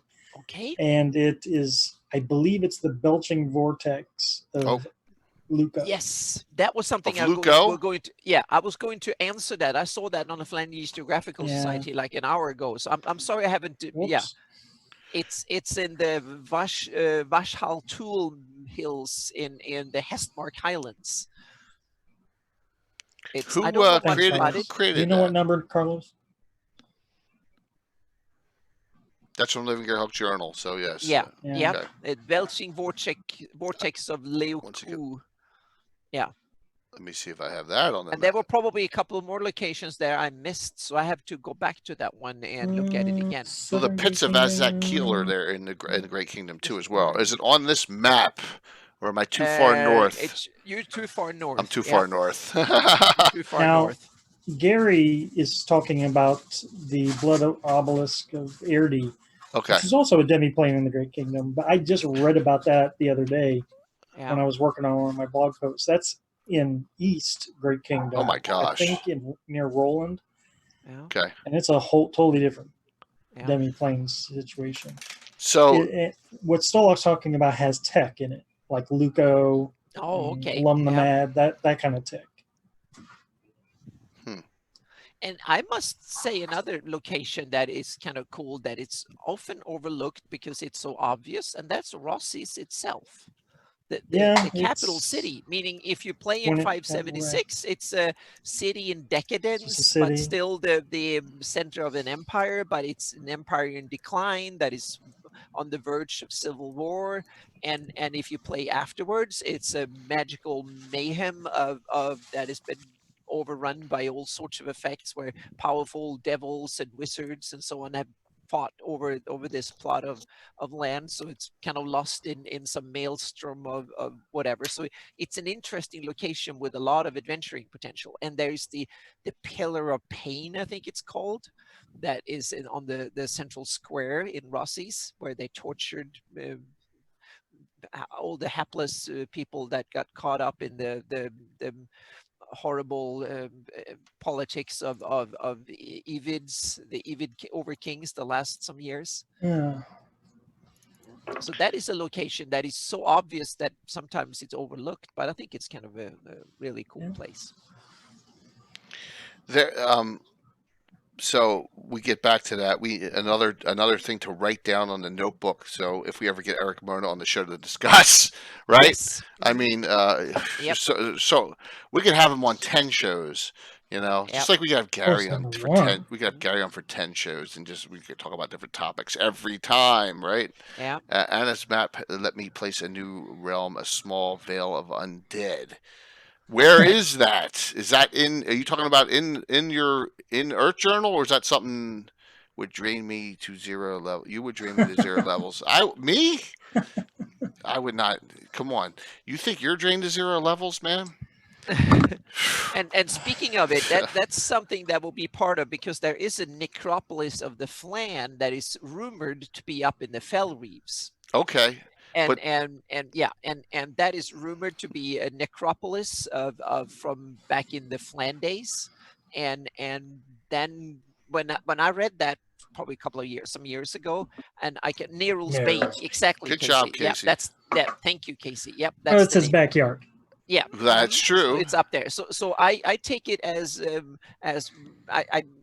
when I hear something like that, I always kind of want to elaborate on it and make something. So I wrote an article to only notes so far, but I have to rewrite it so it can be properly published, about the funeral habits of different people and cultures and stuff in the Flannies, because I realized that if you have a lot of undeads, if you bury someone in the ground, they have a tendency of coming back and haunt you and kill you at night or whatnot. Most people in culture would not bury their deads in makes graves. sense. Yeah, so I take that common these days in most civilized cultures in the Flannies will be to burn their dead. So you get you cremate them. But sometimes you live in areas where there is not much to burn. I mean, you don't have enough fuel. And also back in the day, there might not been that many undeads, whatever. Meaning we know that some of the first liches were Vecna. And so before then, there might not have been that many undeads. And some cultures might do it differently. So I was thinking, what other alternatives? And one is to simply put your dead bodies in the biggest, deepest pit you can find, and that way you're done with them. And so I say that, okay, that was what the Flan did. So that was Nerul's Bane. They pushed down the dead bodies into a deep, deep hole. And over the years, there's probably thousands of them. And so now I have in my campaign, I use and several others are looking for this Nerul's Bane. And when they find it, if they can get the dead bodies up, they will have an army of undeads that can be a campaign event, so to speak. So that's Hayes probably wants it to pave his road, though. Exactly. Yeah. Yep. So that's part of my upcoming campaign. It will be one of the events that might happen. So yeah. Funny story. This is maybe not a funny story, but they don't have that problem with the boogeyman of Altamira because what he does is when he throws them in there, he uses the spell Death Fog because he's an illusionist, and that spell it's basically acid. Don't have to worry about bodies. So, yeah, that's the other way. When you have magic that is enough, then you can kind of and I also saw that now we're getting into morbid things. So absolutely. So but there's another undead invasion that is kind of cool, that is mentioned in Even the Undying, one of the best modules ever written, in my opinion. And that is in Rinlori in Rinlori in the North Kingdom, in the Eastern North Kingdom. There is a city of Rinlori in the Principality of Rinlori, and that is overrun by undeads. So there was almost like the pandemics or something. Undead have overruled the city, so they've quarantined it and they have troops around it, and they're trying to do something. So that's another.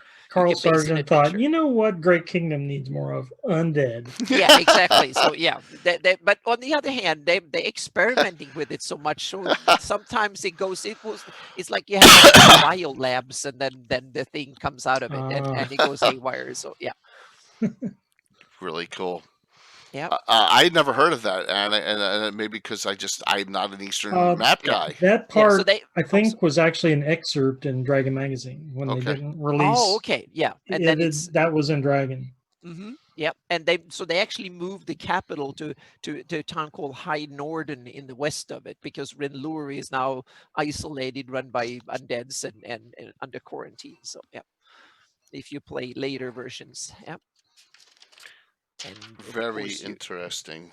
Yeah, definitely. And of course you have the Isle of Lost Souls and the Causeway of Fiends, another one. Wait, kind of I have the map for that. Yay. Cool. Because I was like, I gotta know about this. Ta-da! Yep, there you. Okay, please explain this to me. Once again, on the eastern side of the map, I am not an expert on this. What is the Causeway of Fiends and the Isle of Lost Souls? The Causeway of Fiends is one of these places that when the low tide comes, the walkway is a bunch of rocks, so to speak, that is exposed. It's like there's famous castle in Normandy or the French North Coast where you can Mont Saint-Michel, where you can actually walk out to it at low tide. Oh, when high tide comes, it becomes an island, so to speak. So I think that's what the Causeway is. And then the Isle of Lost Souls is somehow overrun by dark forces and stuff, and that's where they chopped up, I think, where they actually got the rocks to the Malachite throne from the Isle of Lost Souls. So there's some cursed rocks up there that kind of has ties to the Nether Plains or something like that. Okay. So, what has been placed there? Not much. I don't think it's detailed. It's only these kind of rumors Okay. and talks and stuff. And there's the legend because they took the Malachite throne comes from there, and that's why it's tainted. So anyone who sits in it for long enough time probably gets connected to the fiends or devils or whatever you favor in your campaign. But I think it's devils in canon, so to speak, or published sources. So, okay. All right. I was just curious if it That's was. roughly what I know about Let the me go Isle back. of Lost Souls. That All might right. be more details and more legends that people that are more knowledgeable than me about this. Okay. Excellent. Well, that's a good one. All right. So let me go through some more of the map areas that I have. All right. Burning Cliffs. Oh yes, All right. that's another cool one. I noticed in the book here it says the residents are all from the plane of fire. Okay. Mhm. And then it also says something interesting because I know that Necromancer Games did this book years ago, and even Judges Guild had this, I think. It says the wily Storage's boasts are true to the hilt. He has passed through to the city of brass itself here, and made off with some minor treasures. So this has a gate to the city of brass itself, according in the Burning Cliffs, which is referenced right in the book, and I was not aware of that. So, pretty interesting. Pretty interesting on that one. Cool. I've never used the area. Has anyone? Any of you? No, I've never been that far north. Okay. Okay. But just there's a whole bunch of small cool things like the tomb of Ygrek's hands, the tomb of Zug's hands. A lot of people lost their hands and they're being placed up here for some reason. I've used it in passing. Yeah. And the Dungeon of Bleeding Walls. That I've drawn maps. Yeah, and Oh, Carlos really? has a version of that. He made that, or maybe I'm not supposed to say that yet, but he showed an awesome adventure set there. So yeah, there's a cool dungeon adventure. It's a sequel to White Plume Mountain, I think. That's set in the Burning Cliff area. Is that the one where you actually believe Charybdis is there? Is that one where you're actually searching for Charybdis because he's imprinted? The imprints are out there. Yeah, I think something. Like Yeah, that. I think I actually ran that one. I may have if it's that one. I know I had that adventure. Yeah, it's pretty nasty too, which is cool. So I may have actually been there years ago. And it's one of the most forgotten coasts of the Flannies in many ways. A neat place. All right, let me see what else I have here. We already did what the Egg of Coot. I already asked that question. We already did that. That one. Sea of Dust. We did that. Oh, look, I went through them all. Okay, the ones I had posted up. That's good. Okay. Egg of Coot. Yeah. So the Egg That's of a question best left for a Blackmore discussion group, I think. Okay. Because I think it's an inside joke to begin with. Right. And then what it actually is will wildly vary. It's kind of like is Paul McCartney really dead or not? That kind of discussion, right?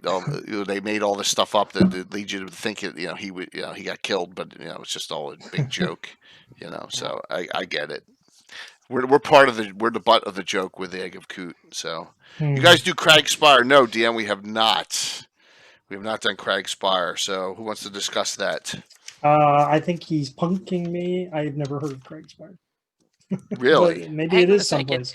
Oh yeah, it's someplace. Yes, I've heard about it, but now I need to find out where it is.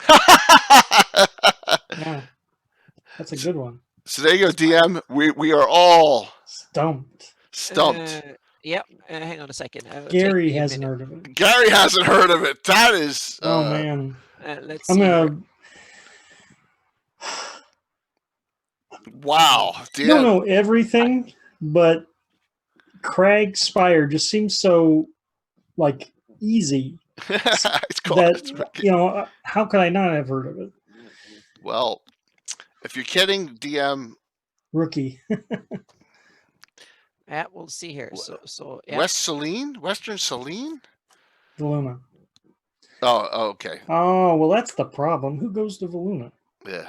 Yeah, the most good places. Craig Spire. Falls of Mists. Wow. Do we have a? Yes, exactly. Yatils. That's Yatils, right? Well, Okay. there's a guy called Crag in Slavers, so it's not his Yeah, spires. no. So Is Anna this a has living Greyhawk thing?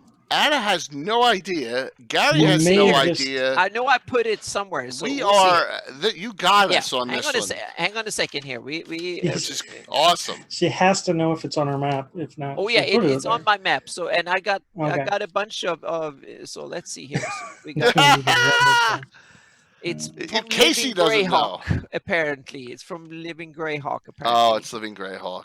See, Yeah. we're talking about fantastic locations, not okay locations. That is awesome. Spire.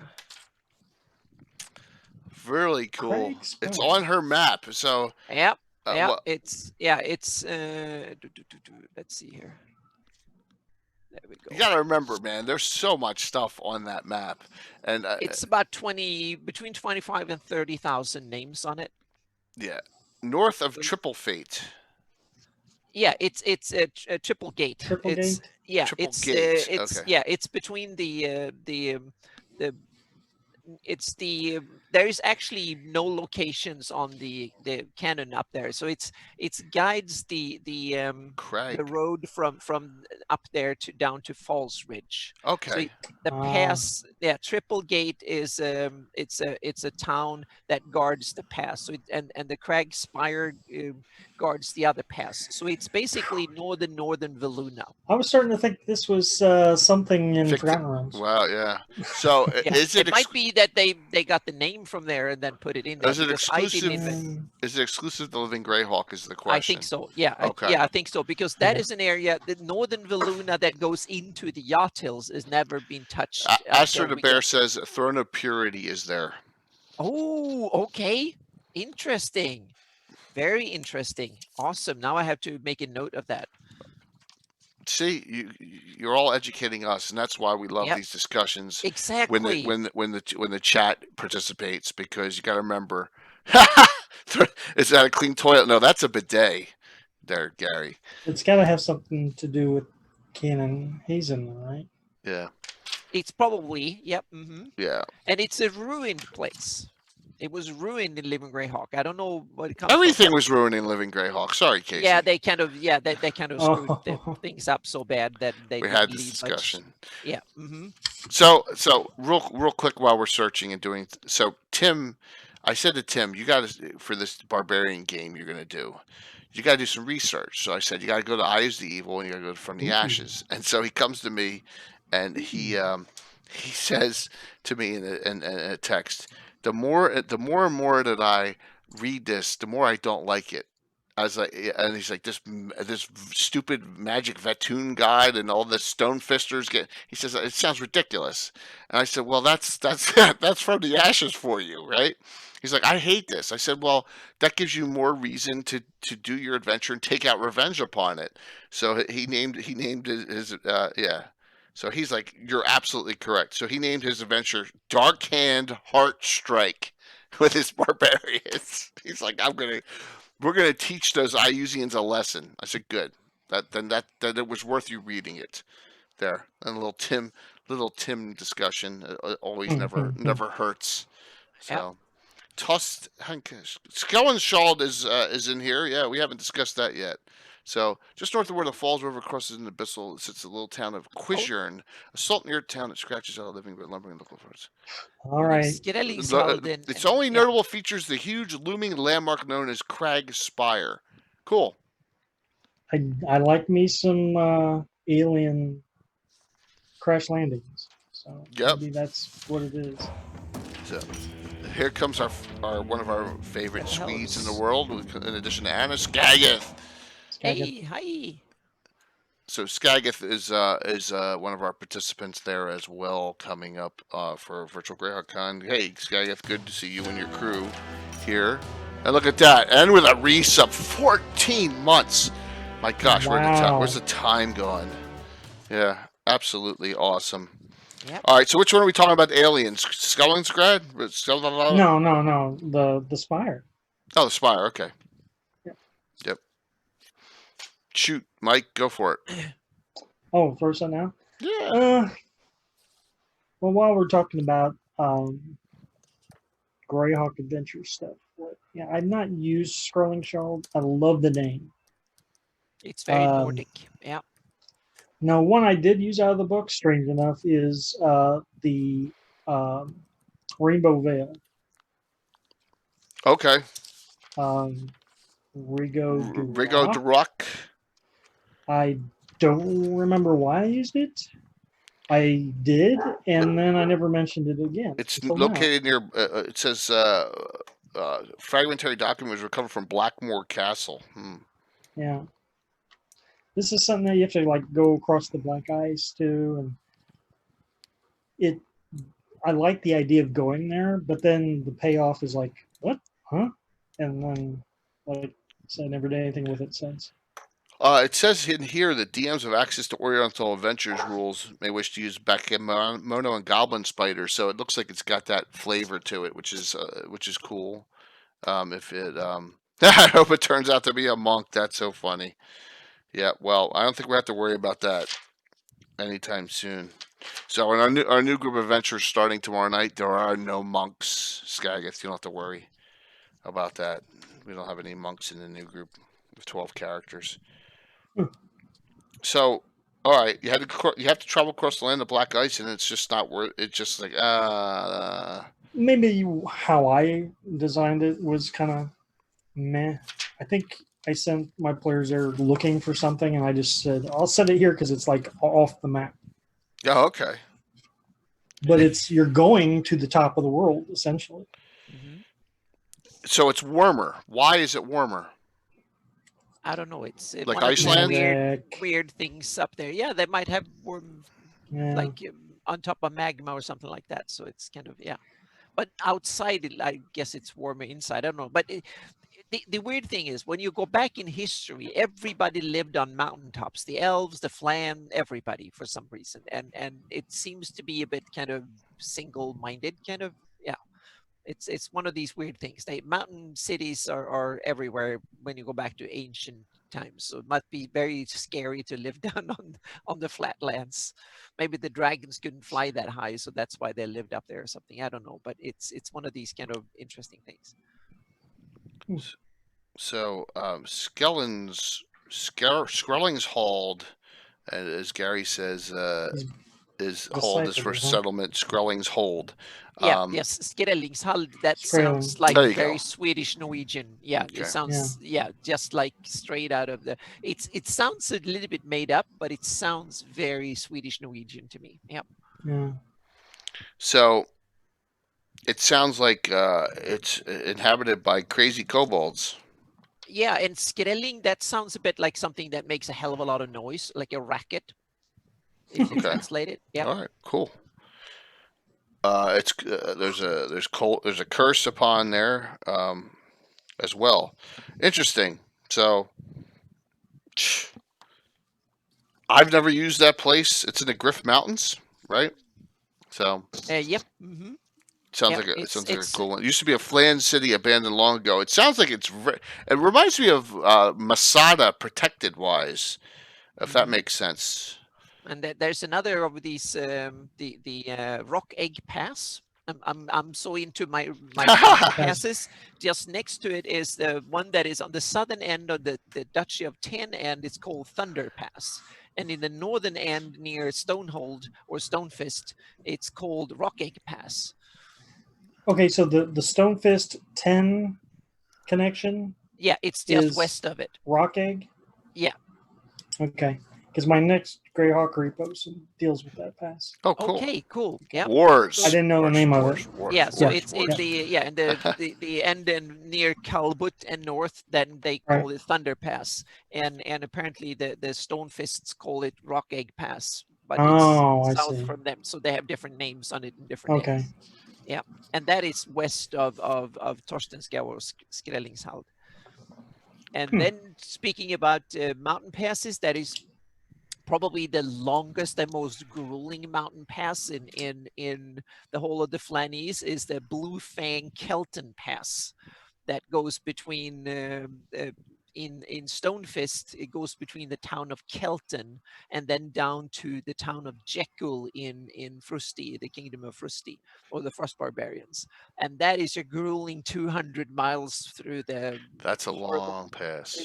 Griff Mountains. So, Oh my so gosh. that's only the toughest of adventurers that go through that one. Wow. Yep.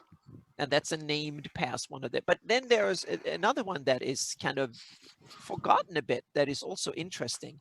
And that is the pass that is going through the Lower Grim Valley. And it goes between Ratik and the Pale. And there's a lake up there that actually forms the border. The valley is flooded in the middle of it, up in the Rakers. There's a pass between the Pale and Ratik Yep. on the Darlene map? No, not on the Darlene No. map, but it's written about Okay. in various other sources. Because I don't recall. Yeah. Okay. Because if I knew about that pass years ago, I would have been having actually the Pale attack that all the time. Yeah.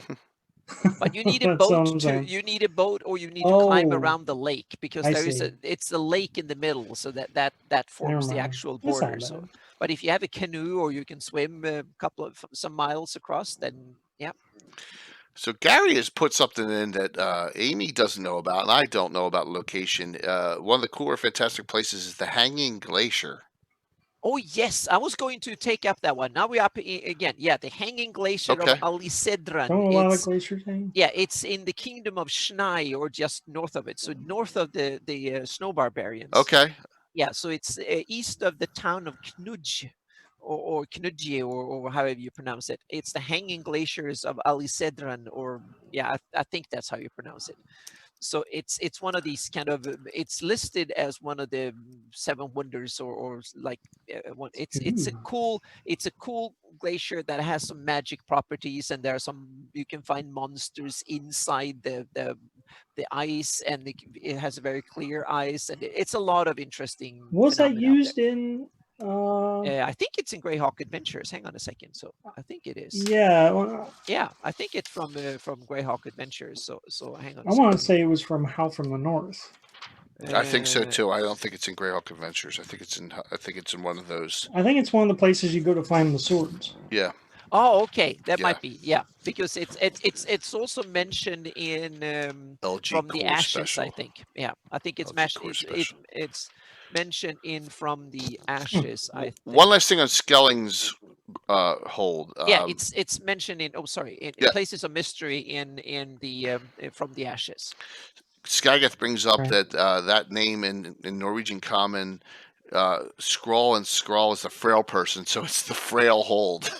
Yeah, okay, Wow. Norse, thank you. That was awesome. Skirall, yes, Skirall is the word for not much to it. So to speak. Yeah. That's all, the frail hold. Okay. Yeah. That is cool. It could be skirall, meaning there's not much to it, or skirell, meaning it's a big bang or a lot of noise. So you can interpret it one way or the other. So yeah, and skirelling, it's kind of, it could be one or the other. Yeah.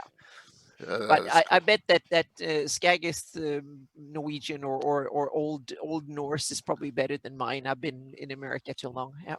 So DM says, is that where that Uber White Dragon lived on the Hanging Glacier? That might be, yes. Hang on a second. I'm going to read more of the stuff in. All right. So Asher says it's core S6-01, the Hanging Glacier. Ah, nice. So we have a reference for living Greyhawk. Oh, so there's a living Greyhawk as well, and it's also listed in From the Ashes. Beautiful. Yep. A local barbarian. Oh yeah. Yeah. Melts out monsters. Yeah. Beautiful. Love the connections, everyone. Let's see, because that was one of the things that I had on my list of cool places. And if you want to visit the most remote town ever in the Flanies, then you go to Jotsplat on the north side of the Thrin Peninsula, near the Taival Tundra, on the east end of the Taival Tundra. And I've never been there in an event, but I've thought about actually sending them there because it's like the most remote Didn't location. And to me, it's like you go there in the summer and the winter is all freezes over. So if you're there by end of August, and you're stuck until May again next year. So it's like it's like way north of the Arctic Circle. Didn't it will be like Greenland in the Viking era or something like that. Didn't Carlos do an adventure there? Oh yes, he did. From his Cold Dead Hands, that one? Yeah. Yes, he had set something up there. So yeah. Yeah, that's great that it was utilized, but that is in the middle of nowhere. Hey, Fraley, what's going on?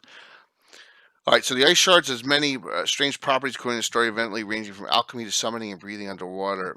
This is according to a defunct blog called Greyhawkery. And now I need to ask, since we have so many experts, there Mike is an has island link here. Sorry. Oh, Gary. No, go ahead. There is an island north of the Tholinian Peninsula that is even on the Darlene map, or at least that little sketch inside. There's a little island up there. Do anyone have a name for that one? I never found the name for it. And I haven't dared to name it for my own campaign because I was thinking there might be a name out there. It's not the Isle of Dread one that a lot of people named as, is it? No, this is way off in nowhere. It's north of everything. Okay. Yeah, it's north of the Tholinian Peninsula, so north of Justplatte, by 200 miles out in the ocean. Mort also notes a cool, literally place called Ice Spire. Yes, there is an ice spire. Yeah, now is that in the Burnell Forest? No, that's like in the South Province. Yeah. Oh yes, now you got it. It's on the in Relmore Bay. Yep. Yeah, it's where you wouldn't expect it. Exactly. It's one of these. Yeah, it sticks out it's in the former old Alyssa, actually. It's on the Dunhead it's Bay. Not a place you want to go. No, it's one of these. That was frozen over, like a keep out on a little peninsula that is frozen over. I don't know why it's frozen over, but so it's like the keep in Willow. They're all frozen inside. I'm just kidding. That was a bad joke. I'm sorry. Yeah, they're gonna make a sequel. This is so cool. We're getting over a lot of stuff. I mean, seriously, there's a lot of locations that just because I'm limited scope map, after all these years, you would think I'd know more about. Tell the truth, has anyone really ever used the Land of Black Ice? Yeah, Mike said he did in this the adventure to go to that location. Yeah, I've used the Land of Black Ice. Yeah. Often. Okay. So I heard Alan was going to do something cool with the Land of Black Ice too, but I have never used it. I've never been up there. As a matter of fact, see, I cover a lot of these fantastic locations on my blog. I've also created a lot of them. And let's see if I can find it. There was one I actually put in the Land of Black Ice recently. And it was kind of building off of there's a Dungeon Magazine adventure set in the Land of Black Ice. It was by Wolfgang Bauer, Raiders of the Black Ice. I ran that. Oh. And here it is. Excellent. Put a place in there. There's the link to it. It's a mysterious place called 01000100. Oh, okay. Wow, it's so a you figure it binary out. place. Yeah. Yeah. I don't speak binary that well, so yeah, and that's for your nerdier players. Dagon's Mouth. Wow. Yeah, so I once in a while, when I can't think of anything else to write about, I just create something new. And so what I would do is I'd just stare at the map, and I'd be like, I don't see anything there. I don't see anything there. I don't see anything there. So I just would create mysterious places. There's nothing wrong with that. Yeah. No. I created one last Thursday. So, all right, 10 seconds. In the middle, in the Woolly Bay, not far south of Hardby, is an island called Miraculous Island, which is now it sinks in when the Luna and Selene are at certain alignments, and the tides are certain. They go down and the island reappears, but the island has been destroyed by years of erosion. It turns out they have an old map 400 years ago, and on the map that location says Zagig's Retreat. on there. So there you go. Oh. That's what I did. And they actually found this orb, a new magic item I created, that they found in the hands of an encrusted crystalline skeleton that they had to fight during the adventure last Thursday. So there you go. So Miraculous Island. There, I made one. Nice. Thank you. Yay! It's fun. It's fun to do that kind of stuff, and that's the great thing about making Greyhawk your own, right? Because you can do that. You can do that stuff, and it doesn't hurt anyone, and it doesn't really affect, a lot of what's going on in other campaigns, and that's what's cool.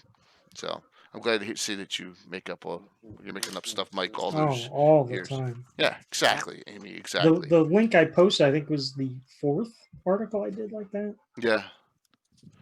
So it's good. It's good to see. It's good to see that kind of compilation going. And I know.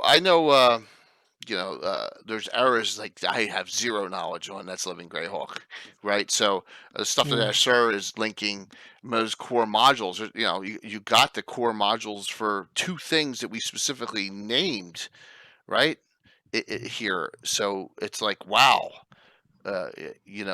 The Frozen Spire has a core 4-16. When we discussed that, I mean, there's connections in there that we would have never made if we didn't have this show. I wouldn't have known there was a core module about it, right? And also the Hanging Glacier. There's a core module about that too. Right. So someone wrote something up about it. I'm really surprised the Hanging Glacier got that much attention. Because some things I think are really cool, no one ever did anything with it. And then you get the Hanging Glacier, which to me always sounded kind of not as interesting to me as some of the other places, and apparently everyone used it. I'll say, so Casey said he played some of them.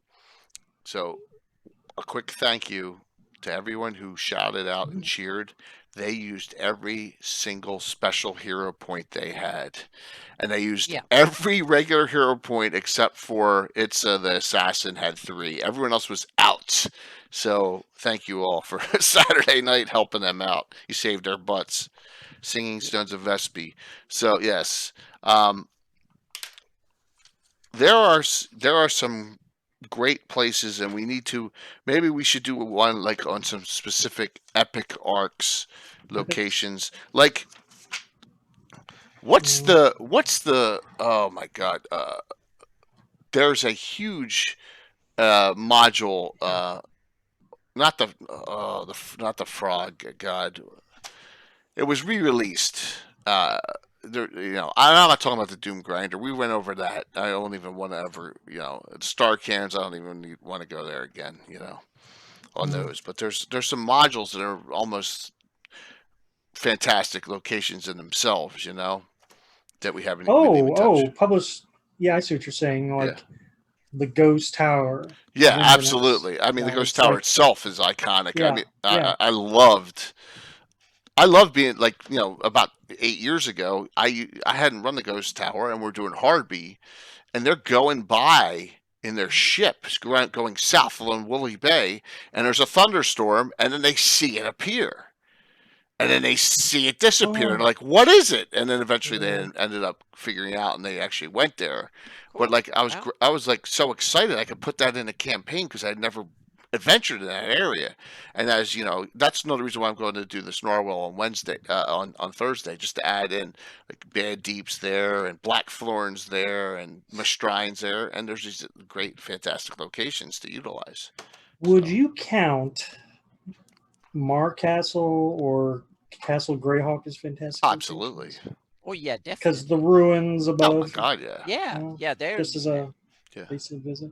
Yeah, and I also take that they should be extraordinary, and also to me they should be kind of something that I didn't invent. All the normal, I take it like someone else invent them, but sometimes So both Castle Greyhawk, that's kind of the fantastic location in the setting in many ways, because it's so iconic, and it's almost become a legend just in the metagaming, because it's now been so many versions of it, incomplete, complete, changed, added to, and lost, and found again, and published and republished and burned and unpublished, and yeah, so it's gone into it has a life of its own, not in game but in real world, so to speak. So it's Let's finish this up with Gary put the Altar of Dawar, Dhawr. Yeah, that's mine. Okay. okay. So that? on Cannon Fire, it's on Cannon Fire. Great. Postfest 2, I wrote the Altar of Dawar. Okay. Created it out of nowhere. It's Good. set in the Ulspru Mountains. It's my very first full article. It's what started the whole thing off. Awesome. Wow. What's it about? So it's from before the Invoked Devastation, I believe. Like someone was boy, it's been so long now, I barely know my own writing. 2004, April 6th, yeah, see, 2004. 16 years ago. Dang. Yep. So this guy has visions of what's coming, like the impending doom of the Invoked Devastation. So he brings all his followers with him, and they make some sacrifices. They do whatever to protect themselves from the destruction. And that altar is like the only thing left of this Dawar's group. Do they go into all? Where do they go after that? I'm just, did they survive? I don't really remember if they survived, okay. But if you think about it, the Invoked Devastation goes right up to Ul and then stops. Right. Yeah. So did Dawar stop it? Okay, cool. I don't know. Yeah. That's great. That's great. Cool. But there's some other things going on there. There's like a rift, and there's some the ogres now who live in the area, or notice strange things going on around the altar. It's a whole site to go to, a very mysterious place. Man, you just gave me a great idea, and I don't want to make you commit, but man, you should run an adventure, having a group having to go there for virtual Greyhawk Con. If I ran anything in all, it would be the first time in probably 16 years. So I write a lot about the place, but I don't run stuff there. Okay. Yeah. Still be cool. Yeah. Mm-hmm. Yeah. Awesome, guys. Thanks for bringing that up, man. That was was shrewd. That was shrewd, and that was definitely cool. So, all right, we had a little Leonard. What do you call it? Lens strike. We had a lens strike again tonight, and Len was on in rare form today. He was even busting my stones, which was funny. So it's just like anything else. There's so many locations we could go over, and I'm glad we covered most of them in this book. We covered a lot of them in other glossography, From the Ashes, Marklands, Eyes of the Evil, Living Greyhawk, all over the place. So this was a really good discussion. So once again, with me out on the road on Tuesdays and Wednesdays, driving all over the place and coming home, we haven't set something up for next week yet. So it'll be surprise again for Legends and Lore, but we'll get some ideas from everyone out there. Fantastic locations too. What's that? Yeah, I was thinking. Tommy John Kelly is, if I can get him on again, has done so much stories on Hateful Wars. I'd love to do a whole session on it.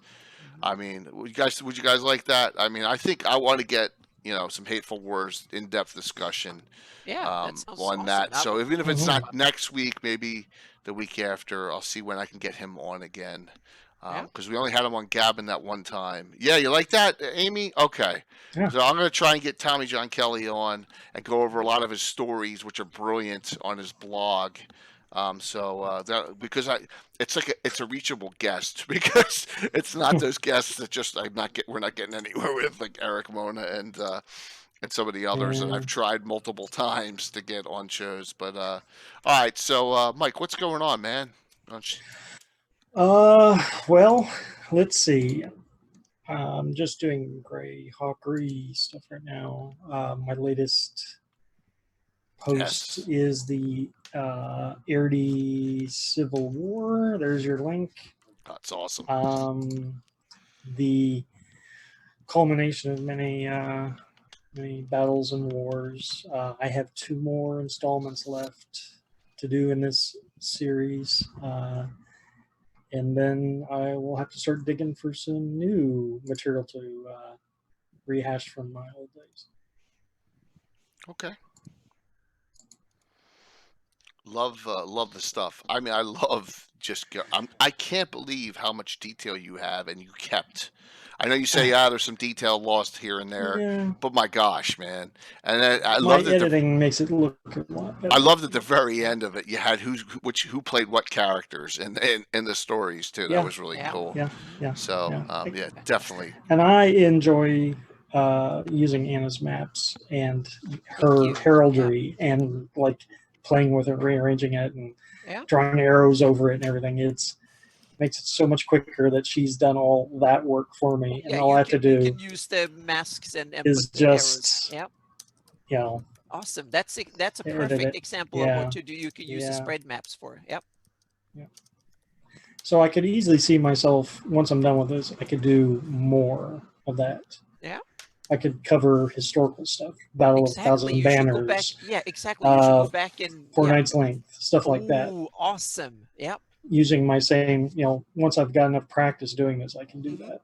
Real battles. That is fantastic. Yep. I think a lot of people want to. Yeah. Just love to see that. Yep. So okay, Mike. Well, thank you. Anna's always got some interesting things to discuss. Well, right now I'm in the same thing that I've been plugging for 2 months now, but I've done 8 parts maps of the Atlas. Been done this week. So, and the week is not done yet. So there will be hopefully a couple more before the end of the week. So my goal is to get 10 done this week. And they are available. If you go to my Patreon, you can find the last page has a link to it and some examples and stuff, the last post.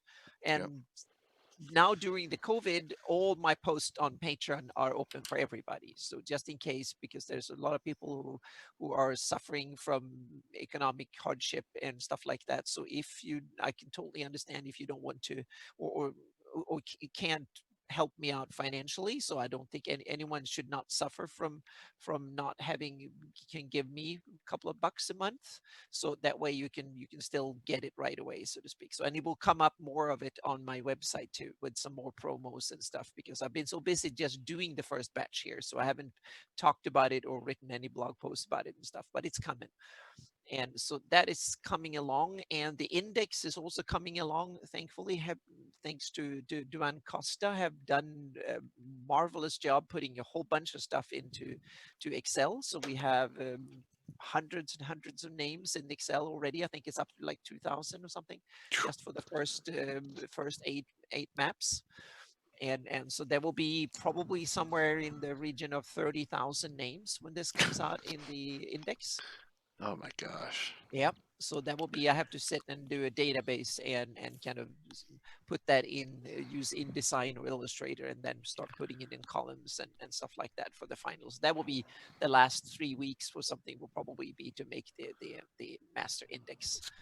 It's going to be so right now I'm doing they come in a digital format that is a big JPEG, really high resolution, with that covers a fair bit of it. The Atlas is supposed to be printed on 11 by 17. So each map covers a spread.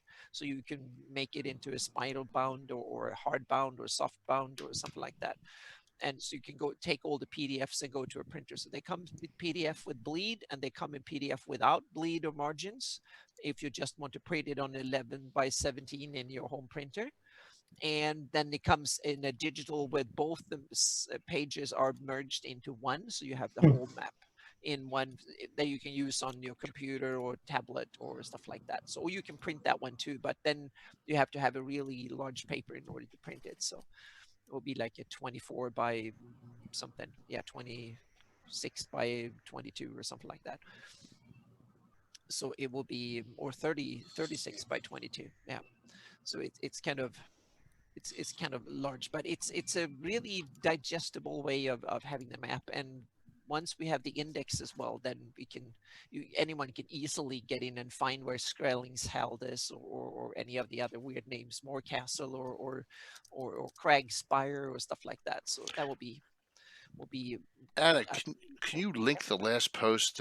Amy's asking if they're available now. I know 8 of them are available. Correct. There you go. 8 got of your them available. Yeah. Got your gem up too there, Amy. You deserve it. And I can actually do like this, so I can copy. Here's the link straight to my to the where you can get them. That links to my Dropbox page where you can download them. And then Perfect. I can link to my Patreon and stuff too. Hang on a second here. I just put it up. Okay, perfect. Thank you. Yep. Mm-hmm. Yeah, there definitely you can cool. go to and get them too. So and that link will update. So save that link and you can go in and get them, because they will pop up in the same. I've saved them to the finished folder in Dropbox when I'm done with them. So they will pop up in a new one. Yeah, hopefully around 5 per week at least is the goal. I hope that I can do 10 this week and maybe 10 next week too. We'll see. Yeah, the time frame, it looks like 4 months out, but then that 4 months becomes 3, then 2. Yeah. You're like, oh my God, where did the time go? So. And there will be 50 maps. The atlas is. I did that. It disappeared. I did that. I went off the screen to go do something, and yeah. Yep. See, it always happens. So. So there's 50 maps in the atlas, and there will be an appendix with the index. There will be a heraldry appendix. There will be a module appendix, political maps, and some other goodies in there too.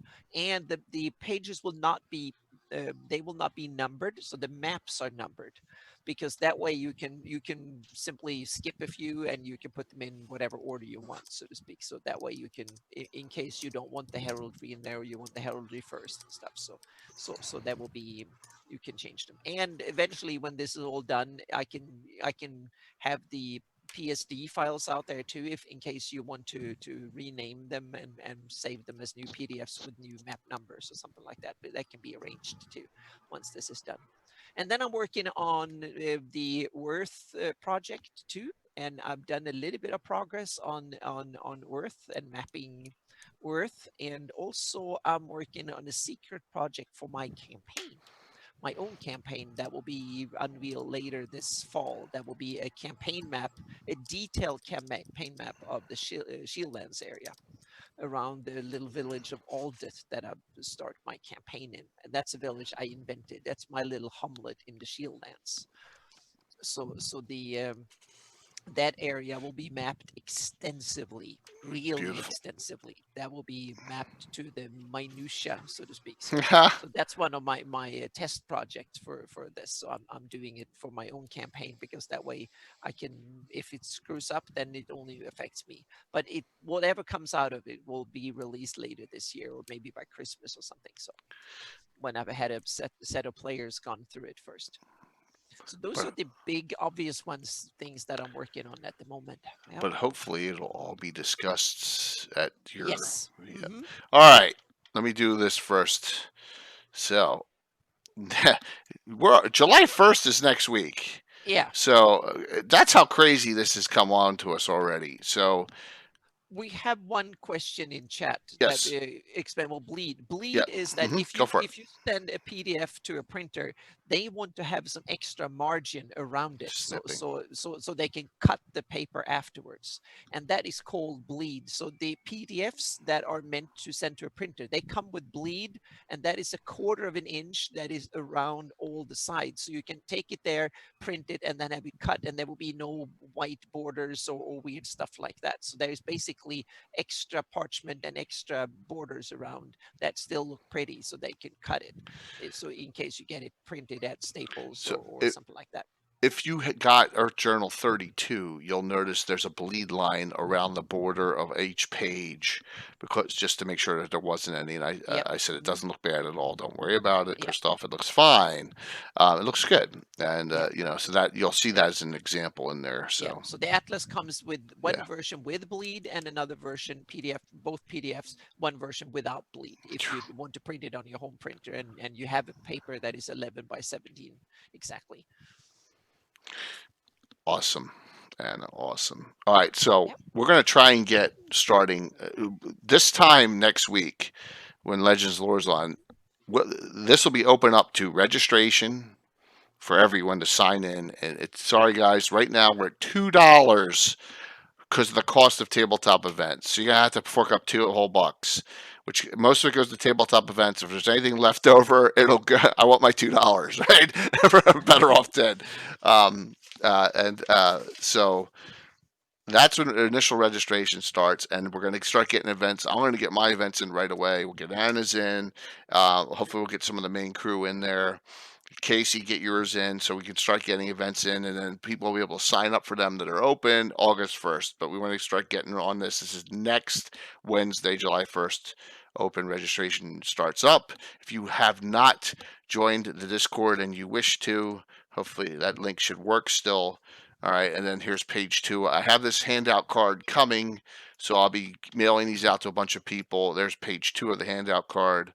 There you go, Skagath. Skagath is on there, and Nightheart, Mike Disney, and Prayers Rejects on page 2 for this, and Anna's nice little logo there as well. So we're getting there. It's a reality, and if Carlos is on, I want to thank him for the advice on Sunday night after the show, where I said to him, well, if it goes so-so, then we'll evaluate next year. And he said, Jay, if it goes so-so your first year, that's a great thing, right? Because you just started this, so you should have it next year for 2021. And I was like, Carlos, I really appreciate your enthusiasm and you're looking for glass half full perspective. So thank you for giving me some more positive thoughts on what I'm trying to do here.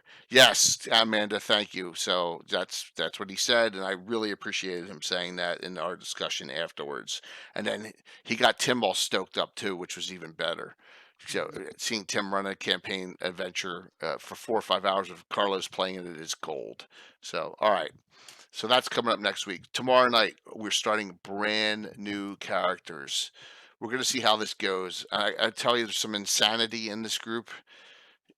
Some stuff that I'm like, I don't know, man. This is just over the top shit. But hey, they made the characters up. If I get the DM's crushing fist and kill them, well, so be it. Some of them. All right. Welcome to You Norwell. might have your first TPK coming then. No, I'm talking about certain characters I think are going to be annoying as hell. I'll selectively get rid of them somehow. Yeah, so I got the entire Norwell area of the map near the Headhunters headquarters on my table. All right, it's up. It's ready to go. You see it tomorrow night. I got this great new underlays. So it looks really cool. And then we're just going to run with it and see where it goes. Entry level, first level, brand new spanking new characters and a new setting. Is Tim playing tomorrow night? Yes, he is. So you can use that anti-hero point against Tim. Tim has a human barbarian cleric and a deep gnome specialty priest of Ula. They're his 2 characters. So there you go. If you want to, yes. Got to use an anti-hero point against him. You are really mean, Casey, but I love it.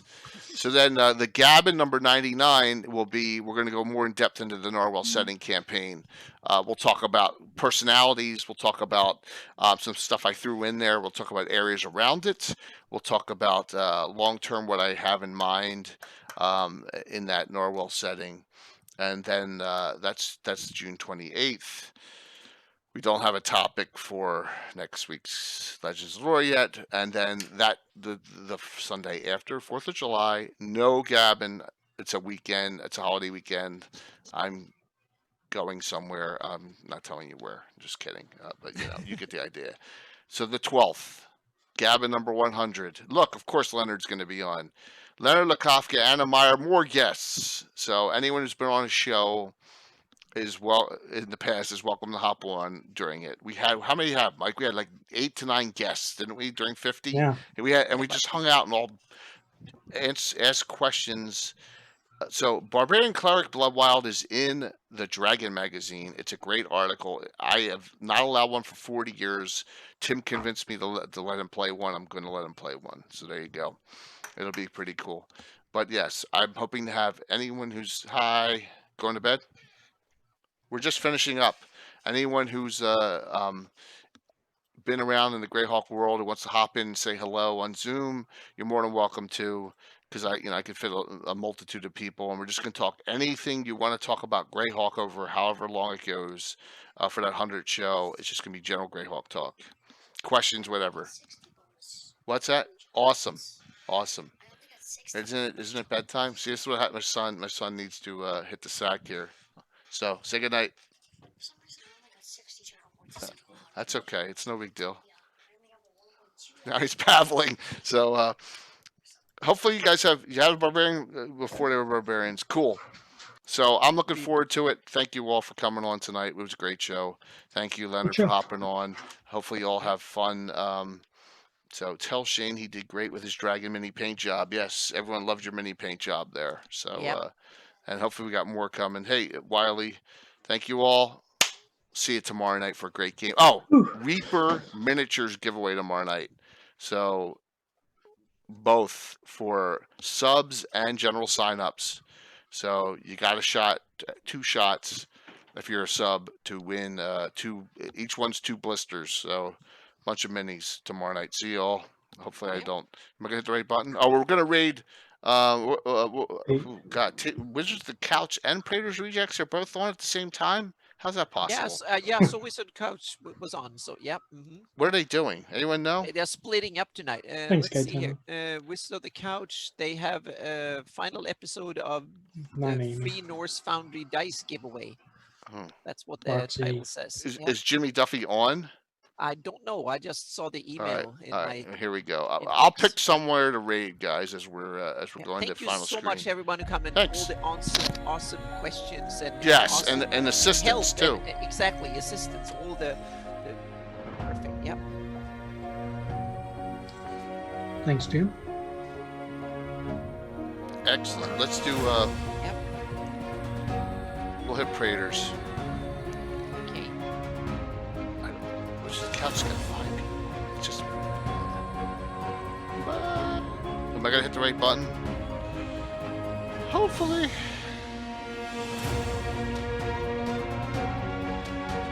Raid. See, now Wizards of the Couch on my thing has 29. All right, we're gonna do Wizards of the Couch. Oh, Jimmy is on there.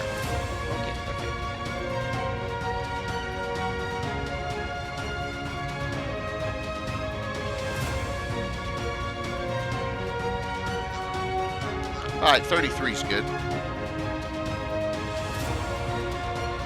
5, 4, 3, 34. Nice. Whoever gave us the 35. See, that's good. Excellent. All right, see you soon. See you tomorrow night. Read in.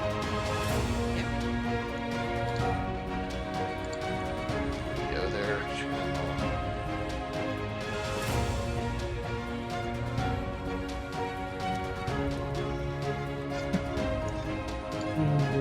Nice. I like it when the audience helps us out, man.